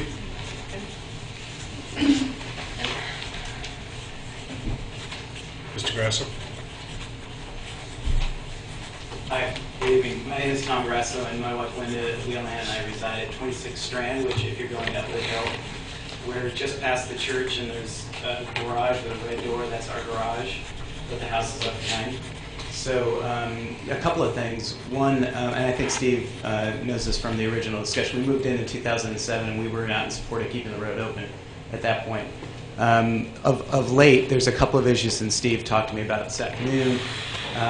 The catch basins that are being installed, there's some question as to whether or not they're actually on our property or not, and Steve's going to get back to me on whether that's the case or not. We're not asked for an easement for that, so if that's going to be needed, we have to figure that out, and I just wanted to state that for the record tonight.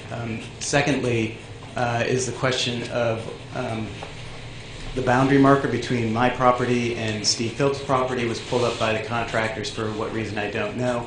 And Steve has assured me that the town is going to pay for the resurveying of the property and the proper replacement of the boundary marker. So I also just wanted to state that for the record. And I guess, you know, my sense of what should happen here is I think obviously the two walls need to be fixed so that the town can maintain the right-of-way for the purposes of the utilities that are there. But I grew up in the snow belt of upstate New York and have driven on snow-covered roads all my life. And I've never experienced driving down a road like Strand Avenue. I have slid down my truck several times, and I don't ever see how that could be a safer route during the wintertime than coming up the other way. So I don't really buy the argument that that's a safer way of getting into the neighborhood during the wintertime. In fact, it's probably the least safest road in the town. So what I would like to suggest is that we close the road to vehicular traffic, but fix the two walls so that it can maintain the town's right away, and then we see at a future date if there's a change in the public's interest in keeping the road open. But for now, there's plenty of ways to get into the neighborhood, and it's very few people coming into the neighborhood because, as I think was stated, there's only 5 houses on our street and probably another 5 or 6 on West Street. So that's what I have to say, and thanks very much for your time. Anybody else who's in attendance want to speak about this matter? Richard Evers, 25 Strand Avenue. I'm Ainsley Gilligan's partner. I wasn't planning to speak tonight. I was planning to go out to work. I have to interview somebody in the evening, but I'm going to have to interview them another night because I stayed to listen to my neighbors speak. But I just want to lend my voice, even though I have no prepared remarks. I haven't been out there measuring. I let my neighbors do that, the hard stuff for me, because I had a very busy work week. But I urge you to consider a moratorium, which is sort of a bottom line thing. I mean, you all have to make a decision about where to go from here, and in order to proceed properly. I think the road construction, from my point of view, there has been some degree of chaos. I think it hasn't. I think there's been some mismanagement, and I think we need some time to do this right. And you have the power and the opportunity to make sure that that happens. Well, we're looking for a moratorium, if that's the right word, in order to make sure that everybody's concern is addressed properly, and that this thing is being done right, and not move it forward and give your stamp of approval when you don't really, obviously you've heard some people who have some very serious concerns about how this project has been managed, despite the best intentions of Steve and Hannah. So I urge you to consider a moratorium until this, so that this thing can be done right, and that you're comfortable, that you can live with your decision, and that we won't make it worse by ramming this thing forward when you're still looking for answers, I hope. Thank you. Anybody else who wants to speak to that? Really briefly. I just wanted to thank the DPW people. I just don't want to put this out as if this is some kind of adversarial thing. I just want to state that the residents just feel really strongly. Most of us moved to this neighborhood because the hill was the way it was. And so this is really hard for all of us. I'd like you to consider that. The people who are most impacted by it all feel the same way. I mean, really all on the whole road.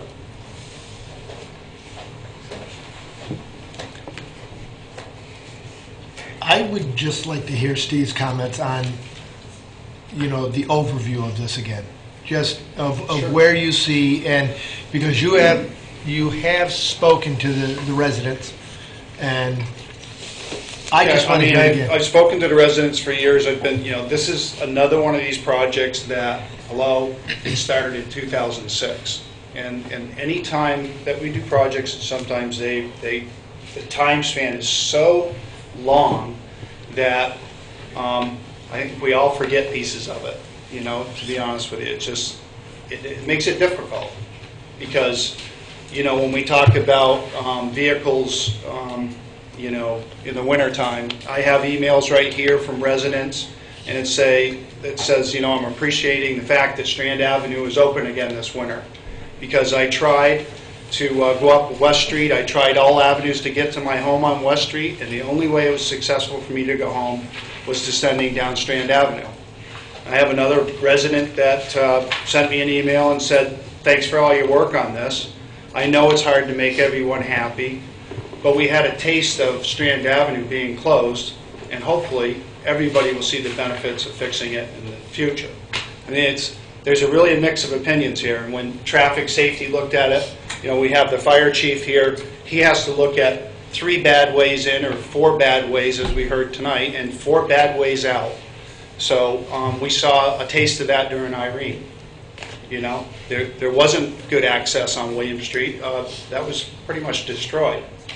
So we've seen these events, and when we were working on the project, we heard, geez, William Street's never been closed. Well, we get the wrath of it after, and it was. As far as the process, we learned that I can say that BUR is a good contractor. The engineer did think that, that BUR had the right information. They did not. I have to take a certain amount of responsibility for oversight also. I mean, I wasn't there. We bear a responsibility when we're doing projects. We're spread a little thin. We weren't there every day.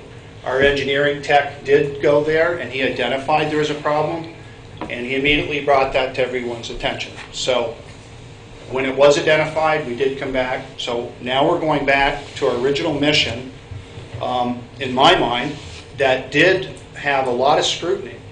I mean, this is traffic safety. I met with the neighborhood, I can't tell you how many times. I looked on my emails, I think it was close to 12 times.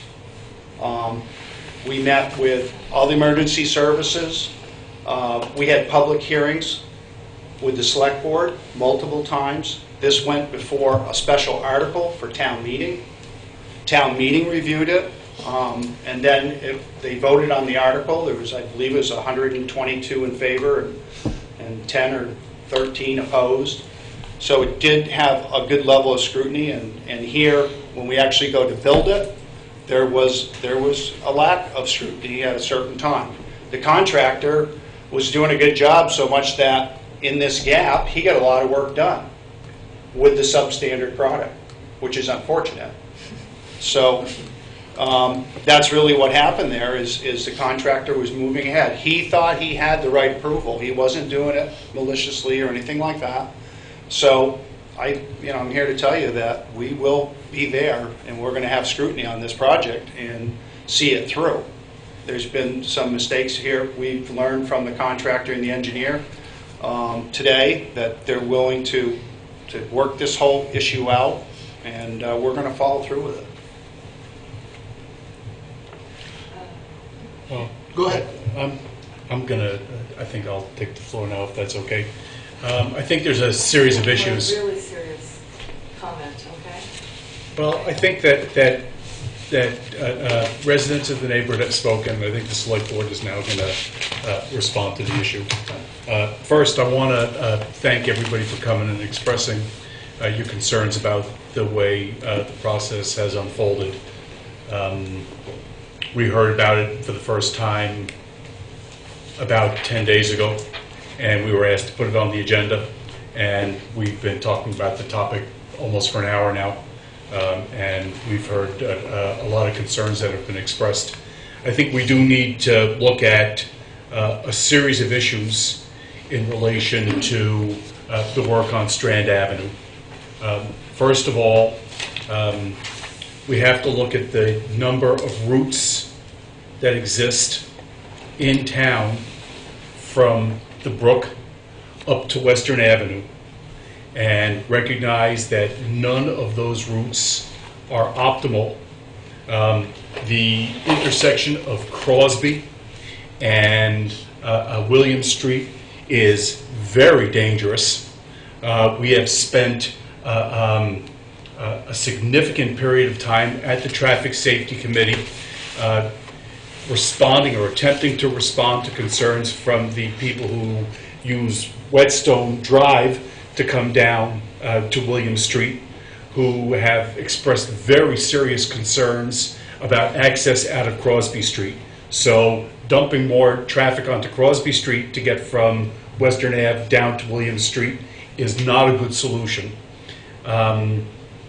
The process for dealing with whether roads are going to be open or closed and for dealing with traffic safety issues begins at the Traffic Safety Committee.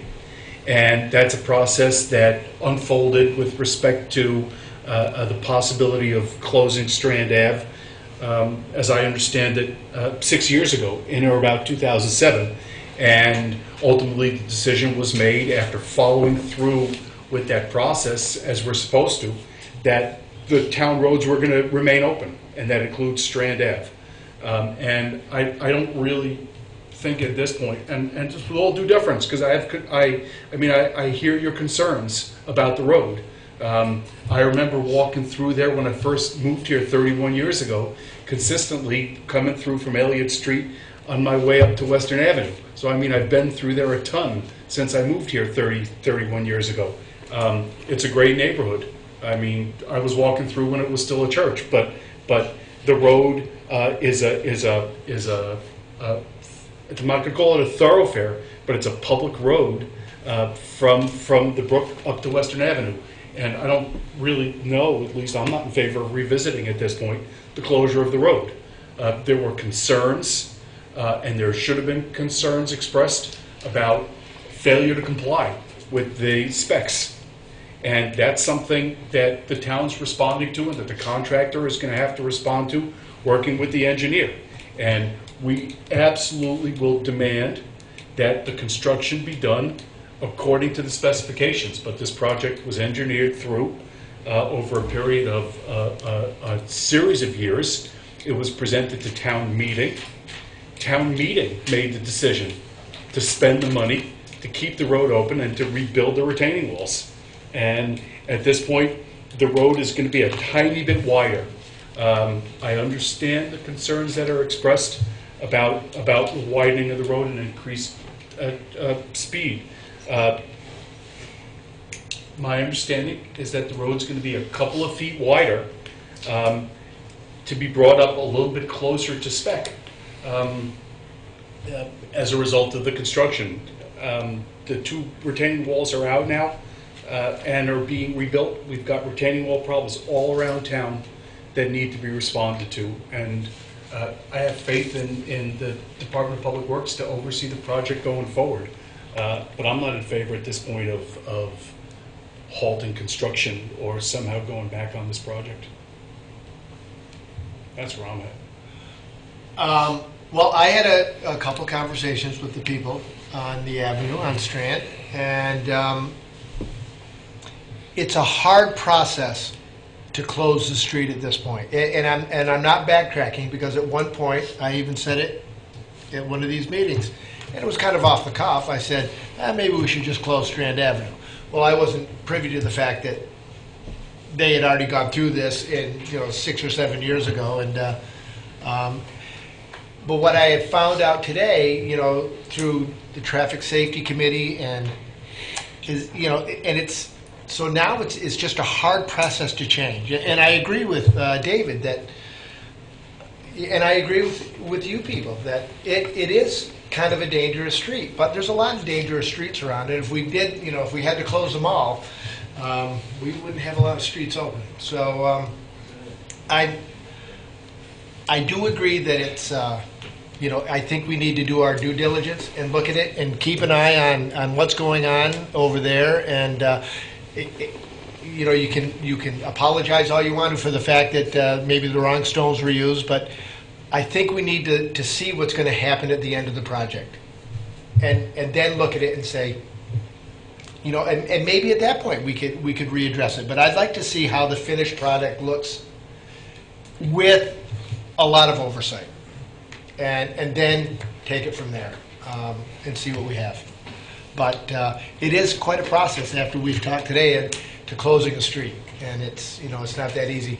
And again, with traffic safety being involved, and there was a chance to close it at one point, or to at least get a lot more input on it. And again, I wasn't privy to any of the any of those meetings, so I just have to put my faith in Steve and Hannah at this point, and to see what happens. We really have to finish it, because like Barb said, there's things there that have to be taken care of, regardless of whether the street is open or not. So let's get that part done, take a look at it, and see if it's still a mess. But I trust these folks, so I have to go with that a little bit. Okay. Yeah, I mean, I'm hearing everything you say, and it seems to me some of your concerns have to deal with the construction project itself. And from what I'm hearing is Steve and Hannah have heard what you have been saying and have the same concerns on some of the issues that you have, and are making, a commitment that they know they have to, be more diligent on overseeing. And it seems to me that the builders or contractors involved have now had a conversation. So I think we're in a better place, at least I feel like we're in a better place on the construction of the road than I think we were when everybody walked in, because I think there's a better understanding of what's happening and what everyone's concerns are. So I at this point am comfortable with that everybody is at a different place than where we all walked in on the construction.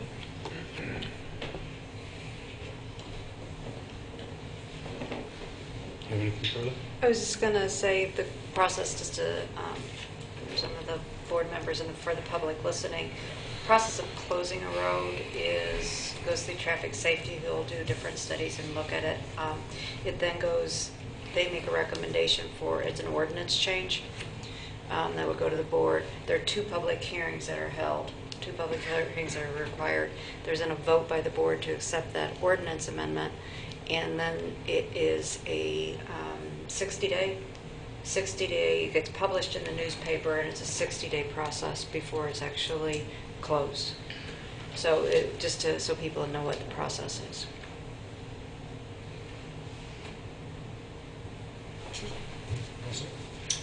I just want to say I also talked with a couple of people and took time today to go out and really take a look at the situation. And I think what's important and what is, I love that the word accountability has been used. And I feel like this project needs to proceed with a lot of caution and with a lot of eyes on what's happening. I certainly understand the very articulate and compelling requests made of the select board. And I feel like it's important for you all to know that it matters to us how you experience your homes, and that this is a beautiful, beautiful neighborhood. And I think that it's important that we preserve as much of that as we possibly can in our town. And would also just echo that we are asking for your understanding in needing to keep the road open, and also to continue to feel entitled to stay in touch with us about how the project proceeds. You're living there, it matters to us, this town matters to us, and really appreciate you taking the time to talk with us about it.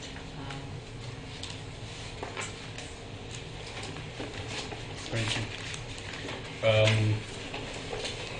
I guess what I'll say for now is that as the work continues to unfold, as the work resumes after an agreement is reached, if you have additional concerns, it's way important that you continue to communicate with Public Works, with Hannah and with Steve, or with anybody else who they would designate if they're not available.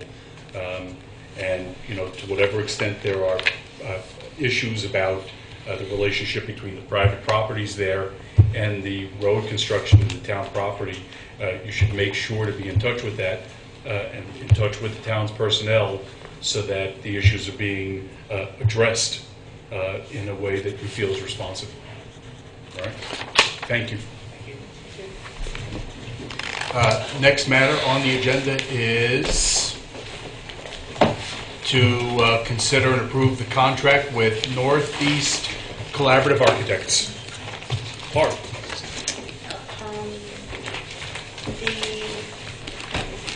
Sorry.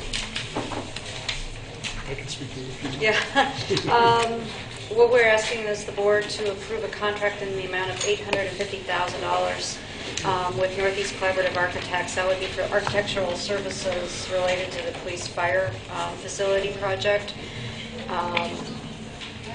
At a prior meeting, the board authorized myself, the project manager, Steve Fortin, Bob Fisher, our town attorney, and the chair, David, to negotiate with NCA. We got a first draft of the contract. We had a few changes that were that we went back and took back to the architects, and most of those changes actually were accepted. And so we're now asking that the board approve that contract with Northeast Collaborative Architects.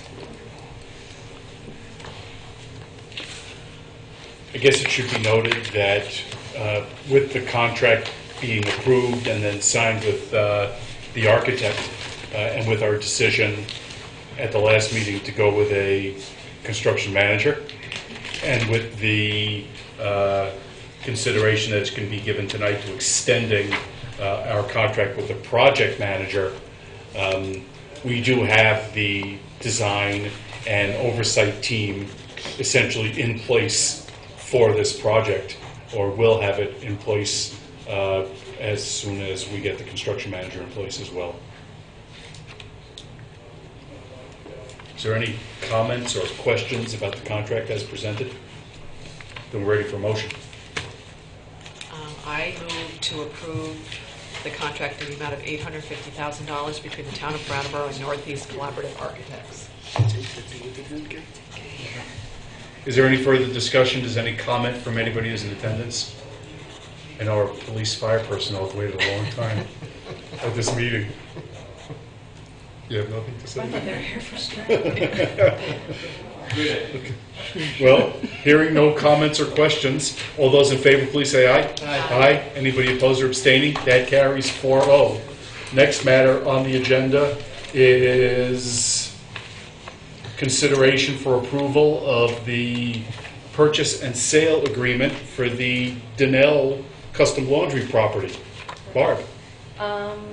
We've been negotiating with Paul and Dale Donnell for the property at 14 Church Street, also known as Custom Laundry. We've reached an agreement with them to purchase the property at an amount of $290,000, and with the landowner taking care of demolishing and removing the building that's on the site. The town would be responsible for Phase 1 and Phase 2 environmental studies. And we've been in conversations, discussions with Wyndham Regional Commission, who has funding sources to pay for those studies.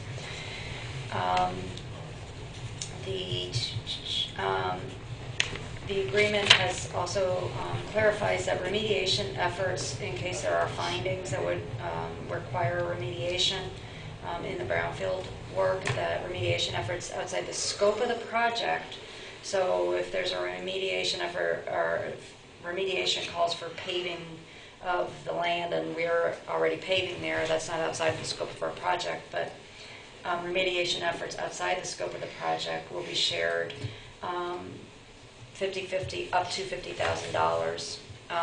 If the remediation efforts outside the scope of the project are over at or over $50,000, those will be negotiated separately.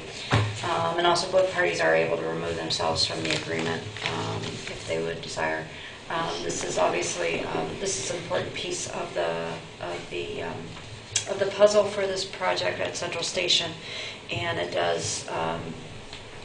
The cost of that project is in line with our the draft budget that was based on conceptual design cost estimates. There were 3 items that I hope will be clarified in that contract before it's executed. I just had a question about confidentiality, and I want to make sure that the contract properly clearly allocates responsibility for removal of the building to the seller, and I also just wanted to make sure the acceptance date is updated from July 5th. I don't think that needs formally to be part of the motion. No, I'll make a note of those. Because those are clearly what was contemplated as part of the agreement. So is there any discussion or any questions about the purchase and sale agreement for the Donnell property? Question. In a title research for the text, the address, are there any former covenants to the land that are with respect to the stack rock wall and gardens in town, or former buildings that had not been? Not that has been brought to our attention. And the town attorneys will complete, obviously, the Title work as part of the closing. Yeah, thanks. We're ready for a motion then? I move to approve as presented the purchase and sale agreement between the town of Brattleboro and Paul and Dale Donnell for the property located at 14 Church Street. Is there any further discussion or questions about the purchase and sale agreement? Hearing none. All those in favor, please say aye. Aye. Anybody opposed or abstaining? That carries 4-0. I think maybe I would ask John now to explain the budget grid that's been established. $360,000 for this project, and if you could explain where generally the information has come from. You want Barb to do it? Okay. Barb is the one who did it. I did not come up with this. All right. Go back to sleep, John. Basically, the Why don't you explain what right what we're trying to achieve? Right. What we're looking at is, as we start the project and now we're entering into some bigger contractual agreements, we want to make sure that we're that the budget, that we're staying in line with the budget. The issue, the budget that we have is a very draft budget, and it's based on conceptual design cost estimates. Okay, those cost estimates and the details behind these numbers that were in the grid with the packet are found in the feasibility study report that was put out in October of 2012. These are what you would call very kind of preliminary numbers, because at this point, what will happen with when the architect gets on board, they'll start looking at more of the designs and finalizing things. You're going to get to a 20%. 20% completion. You'll get to a 60% completion. Those are kind of your milestones. You'll get then up to a 90%. The further up you get, the more solid your numbers become. What we have here is a pretty good idea of where numbers are going to come. Where we'll be. What we've done is we've broken it out into, as did the report, broke it out into by the three facilities, the police, central, and station 2.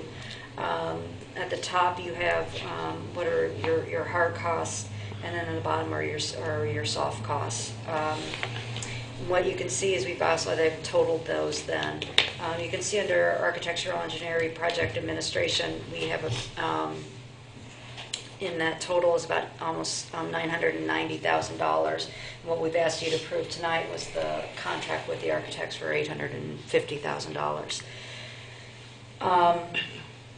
As we move forward, we're kind of going to continue to use these as numbers. With the purchase of the Donnell property, those numbers were actually under site work and demolition. Those were under site work and demolition of central fire. So we see that we remained, if you look at the detail, we remained within budget on that. So these numbers serve a good purpose right now, is making sure kind of we're not out of line with where we thought we would be. The other part that's important for folks to know is that this project, that John has created a new fund, a separate fund for this project. And the idea of that is to kind of separately track the expenditures and the revenues associated with the project. What will happen at this point, the fund just consists of three separate departments, essentially, police, central, and station 2. That will assist the finance department with tracking the assets associated with, as we continue to invest in these buildings. And so, as the budget numbers become a little more firm, John will probably change that budget that's in there, and we'll have a better budget there, so that you'll be able to track it. So just as you receive the fund reports for parking or the general fund, you'll also start receiving the financial reports on Fund 94 or the police fire project. In addition, depending on how we finance this project. So say we do some of the financing through the bond, which we just should be getting information on in the near future. But say we get some grant funding that's for specific parts of this project, I would anticipate that you'll start seeing additional kind of spreadsheets that will be backing up that work, so that we're able to show, that if you have a grant from Efficiency Vermont that's used to pay for, thermal whatever in one of the buildings, we'll be able to take that back and show that the costs associated with that project are allocated to the right revenue source as well. And this is so what we're trying to do is kind of start off, early on here with a set process, and to set the expectations of how the board and also the police fire committee, because that is one of their responsibilities to track costs, that they'll get good reporting, so that we can make sure that we're staying within budget. And so in the coming months, as the design process begins to unfold with more detail, I take it that Steve Horton, the project manager, and Patrick and John will be tracking where expenses are and building this budget with more detail in order to make sure that the necessary financial oversight for this project continues ahead. Right. And you're always going to kind of go back to, you're going to look at your conceptual budget initially. You'll have that for a while, just to continue to try to figure out, okay, well, because that's the number that the bond was, and that was approved by Representative Young. Any questions about that budget, that initial budget presentation? Anybody who's in attendance? So then the other matter that we have to consider with respect to police fire is potential extension of the contract with the project manager. So Barb, could you speak to that? The police fire committee met on June 27th, and they made a couple of motions. That one is to recommend that the select board utilize a project manager instead of a clerk of the works for the period from construction through occupancy.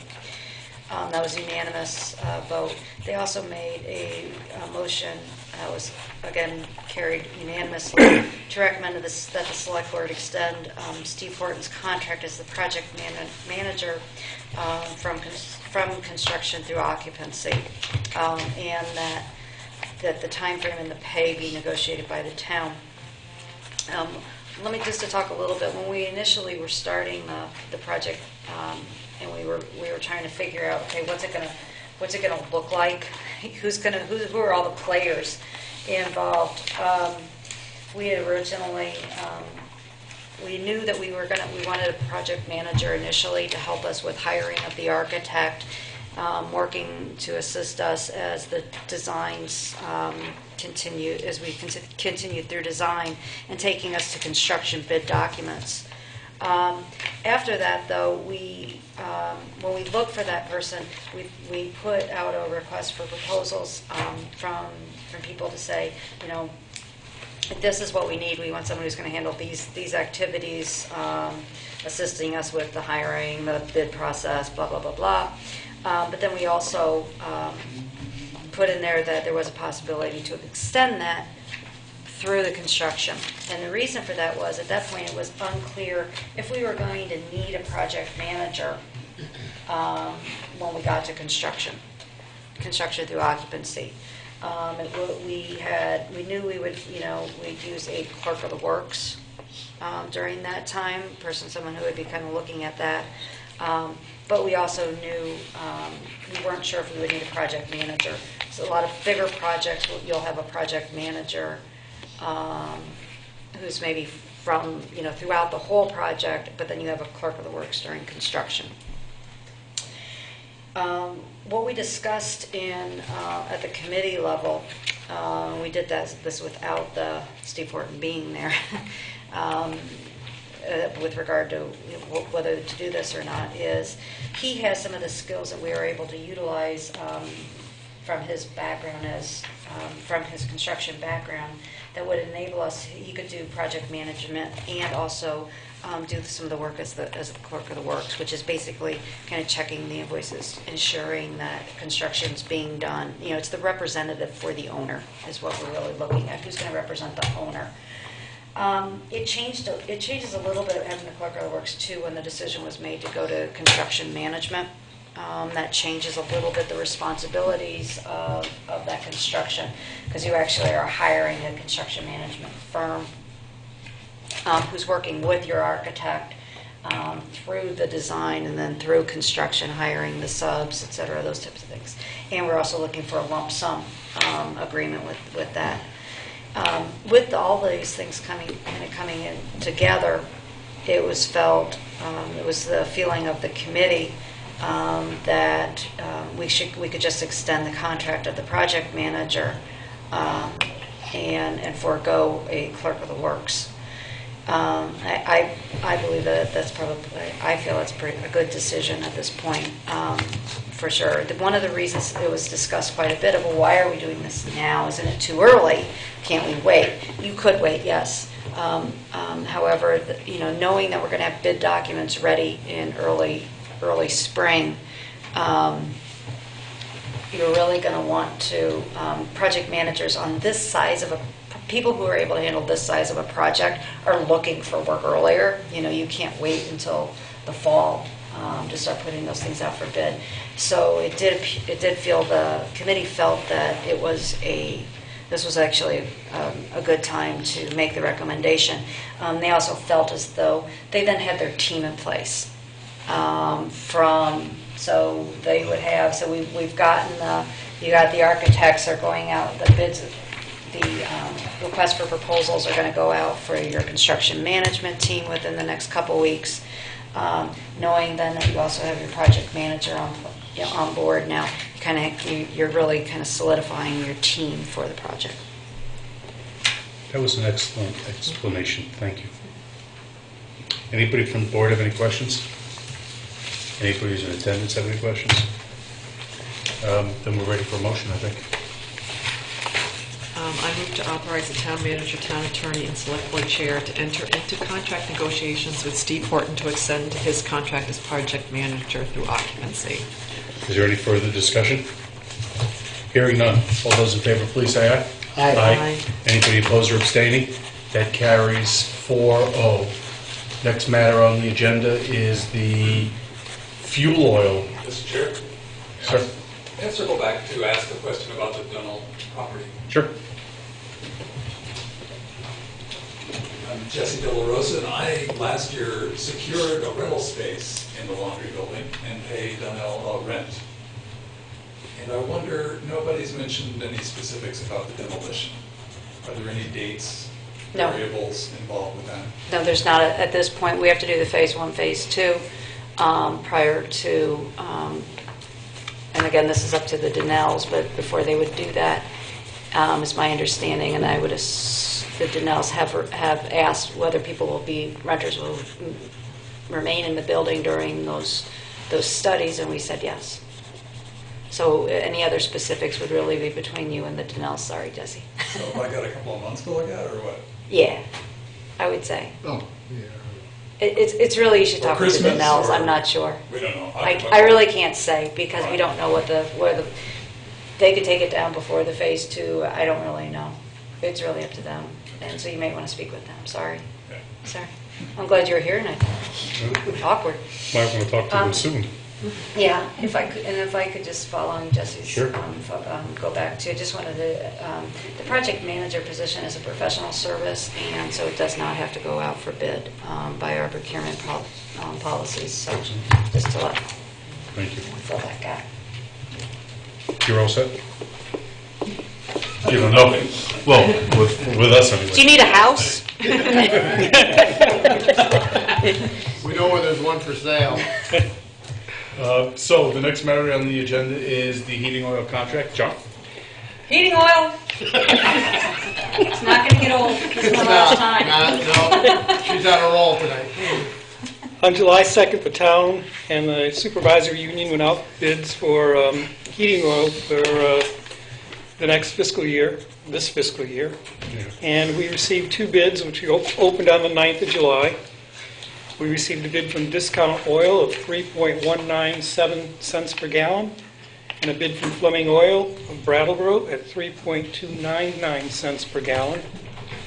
And I recommend that the Select Board authorize the town manager, on behalf of the town of Brattleboro, to enter into a prepaid fuel contract with Discount Oil for 82,000 gallons of number 2 fuel oil at a price of 3.197 cents per gallon for the period July 1st, 2013 through June 30, 2014. John? I just have a question, and I don't know if this is even viable or, yeah, good, Barb's already checked out, so I'm going to talk to you, Jeff. Oh, he's with it tonight. Yeah. There's co-ops out there. Has anybody looked into that, or, I mean, is that not for a municipality? Enter into cooperatives to purchase fuel. Right. There's a company called Neighborhood Savings Group, and you can join them. But again, I don't know if but they have different rates for X amount of gallons used. But again, I don't know if it's for a municipality. So I was just wondering if anybody's ever looked into that, because I know for myself, I joined them, and it's incredibly cheaper. But again, I don't know if it's available on 82,000 gallons. You know. I have not looked into it. I really had no knowledge of it. Yeah, I mean, it's surprising to a lot of people. So again, I don't know if it's, but I would love to look into it. Okay, or at least see if there's an opportunity. But for this year, that's okay. We'll do that. Yeah. John, if you could let us know, how does this fit in with the budget that we set for fuel oil for the coming fiscal year, for this fiscal year? Yeah, this is less than the number we used for the budget. Excellent. Ooh. I think we're ready for a motion then. I'm really not sure if that was correct or not. I checked it, Barb. I checked it. To authorize the town manager to enter into a prepaid fuel contract with Discount Oil for 82,000 gallons of number 2 heating fuel oil for the period July 1st, 2013 through June 30th, 2014. Is there any further discussion about this heating oil contract? Hearing none. All those in favor, please say aye. Aye. Aye. Anybody opposed or abstaining? That carries 4-0. We are going to, we're next going to do committee vacancies. This is, we have a few, we advertised for some of these vacancies in the May and June. Some of the people actually a couple of the people actually didn't realize their term was up, and that they've come back now and said, oh, I realized my term was up. So what we would ask is that the board appoint the lower 4. Those are all vacancies that were actually advertised as such in June and July. The ADA was not advertised. They are supposed to be finalizing their bylaws. And I would actually ask the board to wait until they finalize their bylaws, because that will then set their terms, and then you'll know where they're at in the cycle. So with that, there are still vacancies in some of the committees, and the board may want at its next meeting just to look at those and decide if you want to re-advertise or what. There's several, right? Yeah.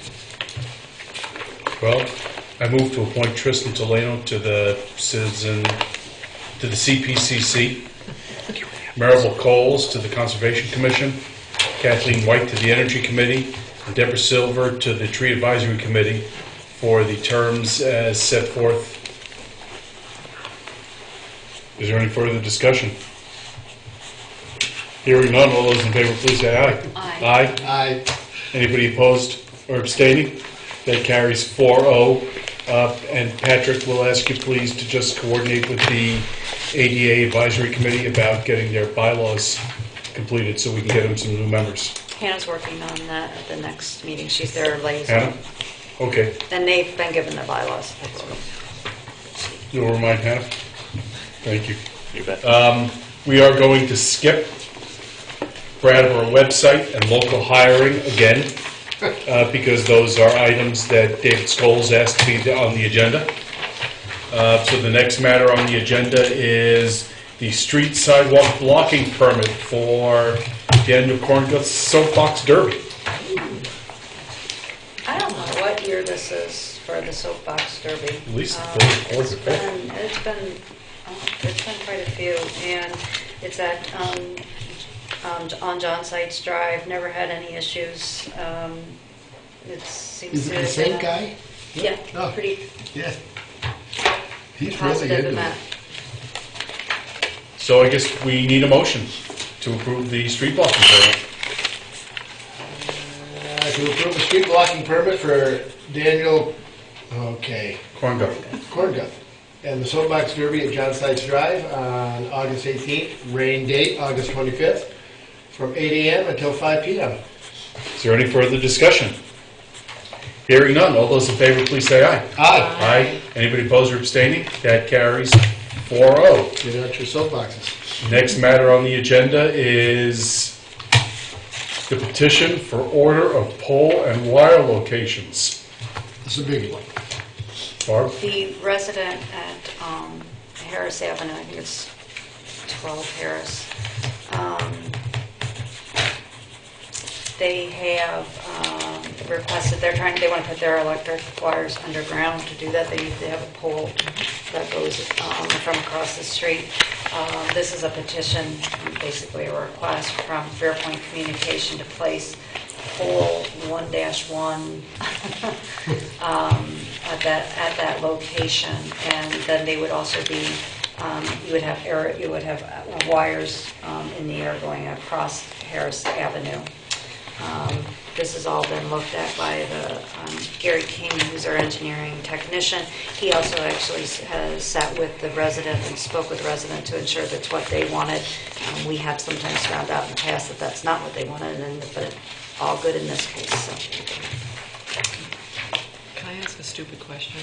Maybe it's not No. stupid. No stupid questions. It's 9:30, go ahead. Whatever. No, I mean there are no questions that are stupid. Please. I'm glad you cleared that out. I'm sorry. Because I don't really understand what this is. Is it gonna bother the other people on Harris Avenue, like we're putting a pole, like no one's gonna come back and say, I didn't know you were putting a pole there? Do you know what I mean? No one's going to come back. But like, you know what I mean, if it means something's going Typically, across? it's in our right of way, it's on their property, and the wires are just overhead, so. Okay, so this one. It could always end up with a complaint. Typically not. Typically what happens with these, if you really want to know where the issue comes in, is if there's an agreement to put the pole up and then they realize there's a bunch of trees that are going to get taken down because of it. That's why Gary King always goes out and checks. Okay. Because if you don't check, then that's when you find out. Did we already get a motion? Not yet. No. So we're ready for a motion. I move to approve the petition from Fairpoint Communication to place pole 1-1 Tell Route Harris Ave South, which will create an aerial crossing over Harris Avenue as discussed. Any further discussion? Hearing none, all those in favor, please say aye. Aye. Anybody opposed or abstaining? That carries 4-0. And then the last matter on the agenda before, what's it called, scheduling? No, don't we have to do this? Before road? scheduling, no, the last matter on the agenda before scheduling is to change the name change of Buttonwood Hill to Buttonwood Drive. Is there any question about that? Well, then, I move to approve the name change of Buttonwood Hill to Buttonwood Drive. Is there any discussion? Hearing none, all those in favor, please say aye. Aye. Anybody opposed or abstaining? That carries 4-0. I'll tell you, if you want anything done, put Yes, it so- towards the end of the agenda. So, Barb, do you want to read the committees? It's your last one, Barb. Friday, July 19th, from 3 to 5, it is Barb's public farewell. Oh, here we go. That's right. Yep. Yeah, okay. Monday, July 22nd, 5:30 p.m. The CPCC at the First Memorial Library Community Room. 6 p.m. is the Planning Commission in the Select Board Meeting Room. Tuesday, July 23rd at 8:30 a.m. is the Traffic Safety Committee in the Select Board Meeting Room. At 4:30 p.m. is the Representative Town Meeting Finance Committee in the Select Board Meeting Room. And at 5:15 is the Conservation Commission in the Hannah Cosman Room. Noted, Barb will not be there. August 1st, and at July 23rd at 5:00, Patrick Moreland becomes town manager. On Thursday, August 1st, I'm going to be unavailable for that. 4 p.m., the Police Fire Facility Building Committee meets, and at 6:30 p.m., the Skateboard Committee meets at the Hannah Cosman. Both of those are in the Hannah Cosman. August 5th, Monday, August 5th, 5 p.m. is the Energy Committee in the Hannah Cosman. And August 6th at 6:15 p.m. is the next regularly scheduled Select Board meeting, and the Patrick Moreland's premiere. All right, what's it for? A contextual matter. All right, so that's the end of the regular agenda. We need a very brief continuation of executive session. So we're going to go into executive session, and there's not going to be any additional business that's going to be conducted after we rise other than adjourning. So I move to enter executive session in order to discuss a contractual matter where the board has disclosed that premature public disclosure would put the municipality at a substantial disadvantage, and I invite the town manager and the assistant town manager into the meeting. All those in favor, please say aye. Aye. Aye. Anybody opposed or abstaining? That carries 4-0. Thank you, BCTV. Thank you, members of the press. Thank you, Barb. Thank you, Barb. All right. That's it. That was your last rave. That was it. Want anything? I got a little. Oh, okay. It got choked up.